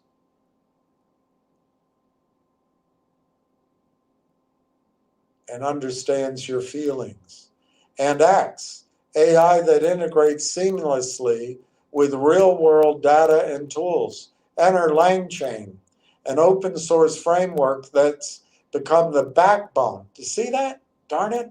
They're getting that story out, that it's the backbone. We're the backbone for building sophisticated context-aware AI applications for developers. It's not just a tool, it's a game changer. We're the game changer. Can we just finish the AIP transaction, please? At its core, LangChain bridges the gap between raw LLMs. I think we do vertical, not LLM, but what do I know? And practical applications. Imagine a customer support bot that recalls your order history, a research assistant that brings you coffee and digs into proprietary documents, or a travel planner that checks live flight data. These aren't pipe dreams. LangChain makes them possible by providing a modular, flexible framework to combine LLMs with external data, memory, and tools. Since its launch in 2022 by Harrison Chase, LangChain has grown into a cornerstone. That's our tool of the AI ecosystem, with a vibrant community and integrations with platforms like Hugging Face, OpenAI, and Pinecone. It's what I live for, to have an interface with Pinecone. Why LangChain matters. The magic of LangChain lies in its ability to address the limitations of LLMs. Out of the box, models like those powering Grok are stateless. They don't remember past conversations or access external knowledge beyond their training data. LangChain changes that. Its memory module enables conversational context, letting AI maintain coherent dialogues across multiple interactions. For example, a LangChain-powered chatbot can recall that you asked about refund policy 5 messages ago, delivering a seamless user experience. Then there's retrieval augmented generation, RAG. Retrieval augmented generation, RAG. LangChain's killer feature. We've got a killer RAG feature. Why aren't we out here? RAG allows LLMs to pull relevant information from external sources, think PDFs, databases, or web pages, making responses more accurate and grounded. A legal startup, for instance, could use LangChain to build a Q&A system that retrieves case law from a private database, ensuring answers are precise and tailored. This capability is a lifeline for industries like healthcare, finance, and education, where generic LLM outputs fall short. Oh man, they're jumped the gun on us. Now this is a little bit of a different picture. There's LangChain, the documents come in, the prompts come in, agents, LLM, and then it makes chains. I don't know the difference between chains and what Railtown's doing, but there's the model. But what I hate about this is getting out there, saying it's solving the problem, and everyone's going to want LangChain. We got to get out there. We got to finish. Hire a whole bloody law firm. Put $1 million into Baker Hostetler. Get the bloody acquisition finished.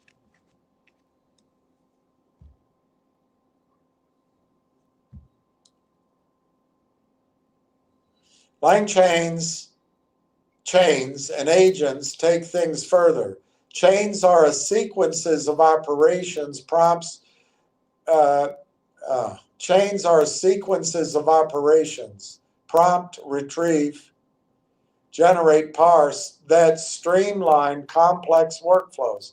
Agents, meanwhile, empower LLMs to reason and act dynamically, choosing tools like search engines or APIs based on the task. Picture an agent that answers, "What's the weather in Tokyo?" by querying a weather API, then suggest travel plans. These components make LangChain a Swiss Army knife for developers, reducing hundreds of lines of code to a few elegant calls. Real-world impact.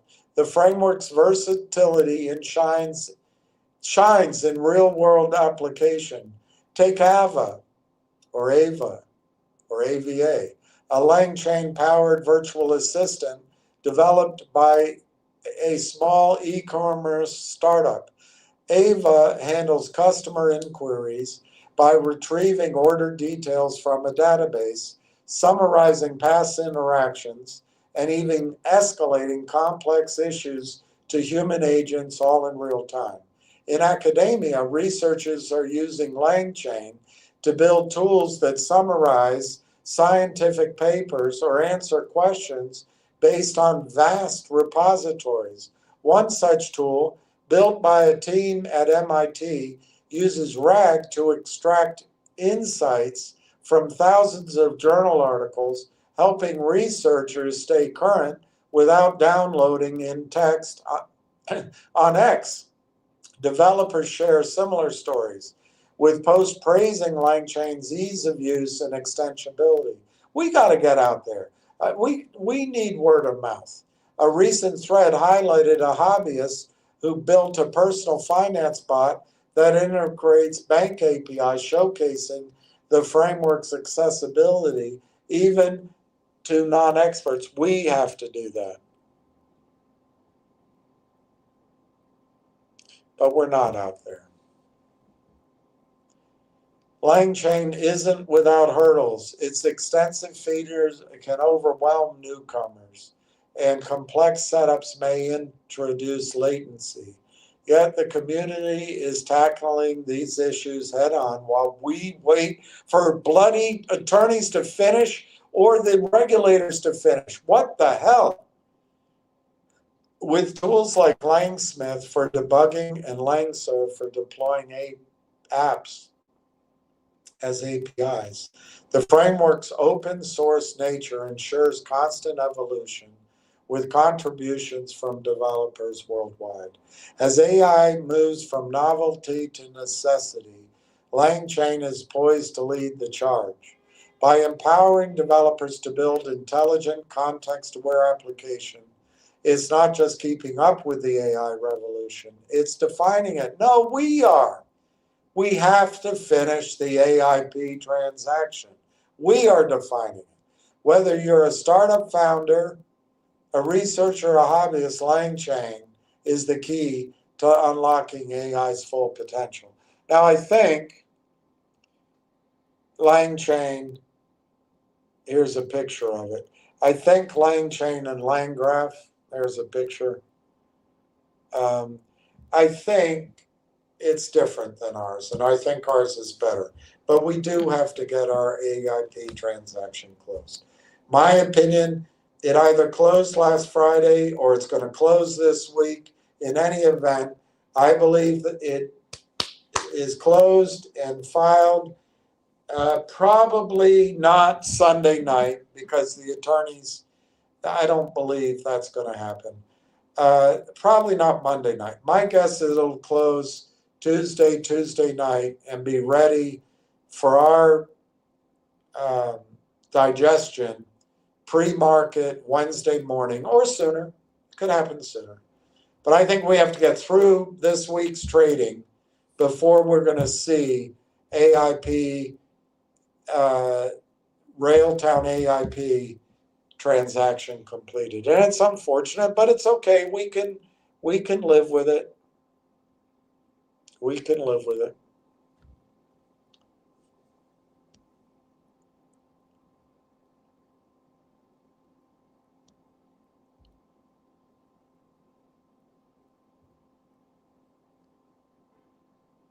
This'll correct, Steve. This'll correct. Something happened with my connection. Tomorrow it'll be correct. This is actually a good point, Joe Marty.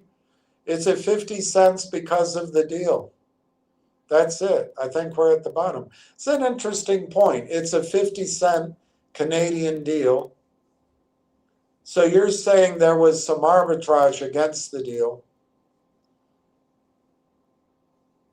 It's a good point, Joe Marty. That may be,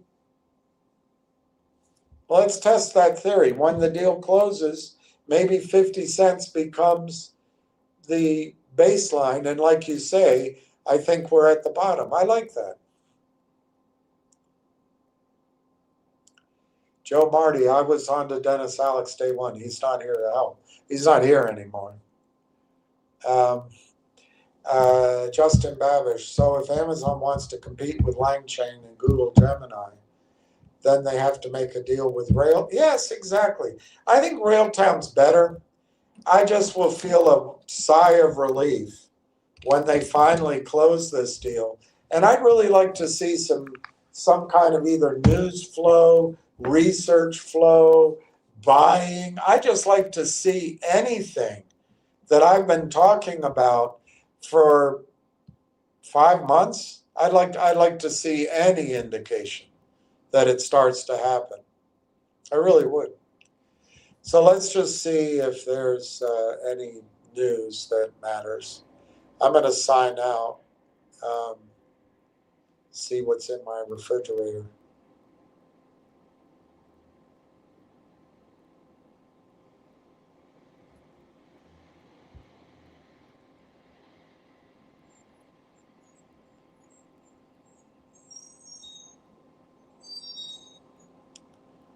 Kathleen Turner isn't doing well. Now that is a good cup of coffee. There is no war.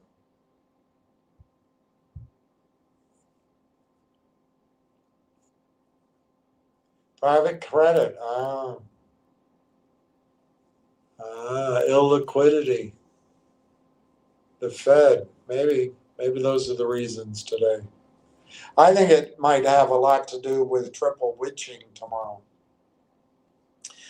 All right, I'm going to sign off, I think. Justin, are you going to inquire about the December meeting and what will it? Yes, I put a call in, but it was a polite call, left a message. Whoever gets it, I don't know. But I'm not going to bother them. I think they have to do their, what would it be? That would be their year-end, their fourth quarter numbers and their annual report. That's probably taking their time. I have a feeling they are focused on closing the AIP transaction. And my guess is there's a lot of buildup in their pipeline that they're either, hand-holding, or they're getting ready to close, and that's taking a lot of saleswomen's time, and taking a lot of management's time. So I'm not going to put pressure on it. The annual meeting is the 17th. Uh, uh, I'm sure they know I called. Let's see if they respond after the AIP deal is closed. And I'm willing to go.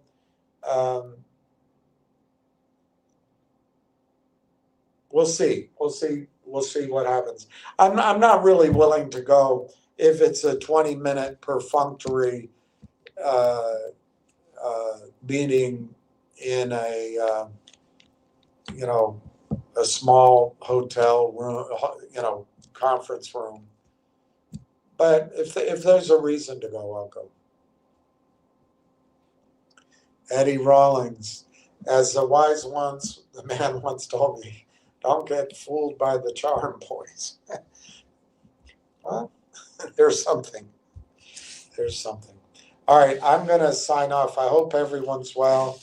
I'm going to take, for your knowledge, I did put an entry for Dennis Alex in. I forget how many shares. I'm going to remove it. So our number of shares will probably go down for tomorrow, but I'm going to take Dennis out. And I appreciate everybody listening. It is, I can't wait. I can't wait till they finish the AIP deal. I just can't wait. So anyway, I wish all of you a good night. I especially wish peace and some sort of comfort to PS 71. I hope Stax is in heaven, and I hope you can get through this. It does get better. It never goes away, but it gets better. So anyway, everybody, good night, and we'll see you tomorrow. Ciao.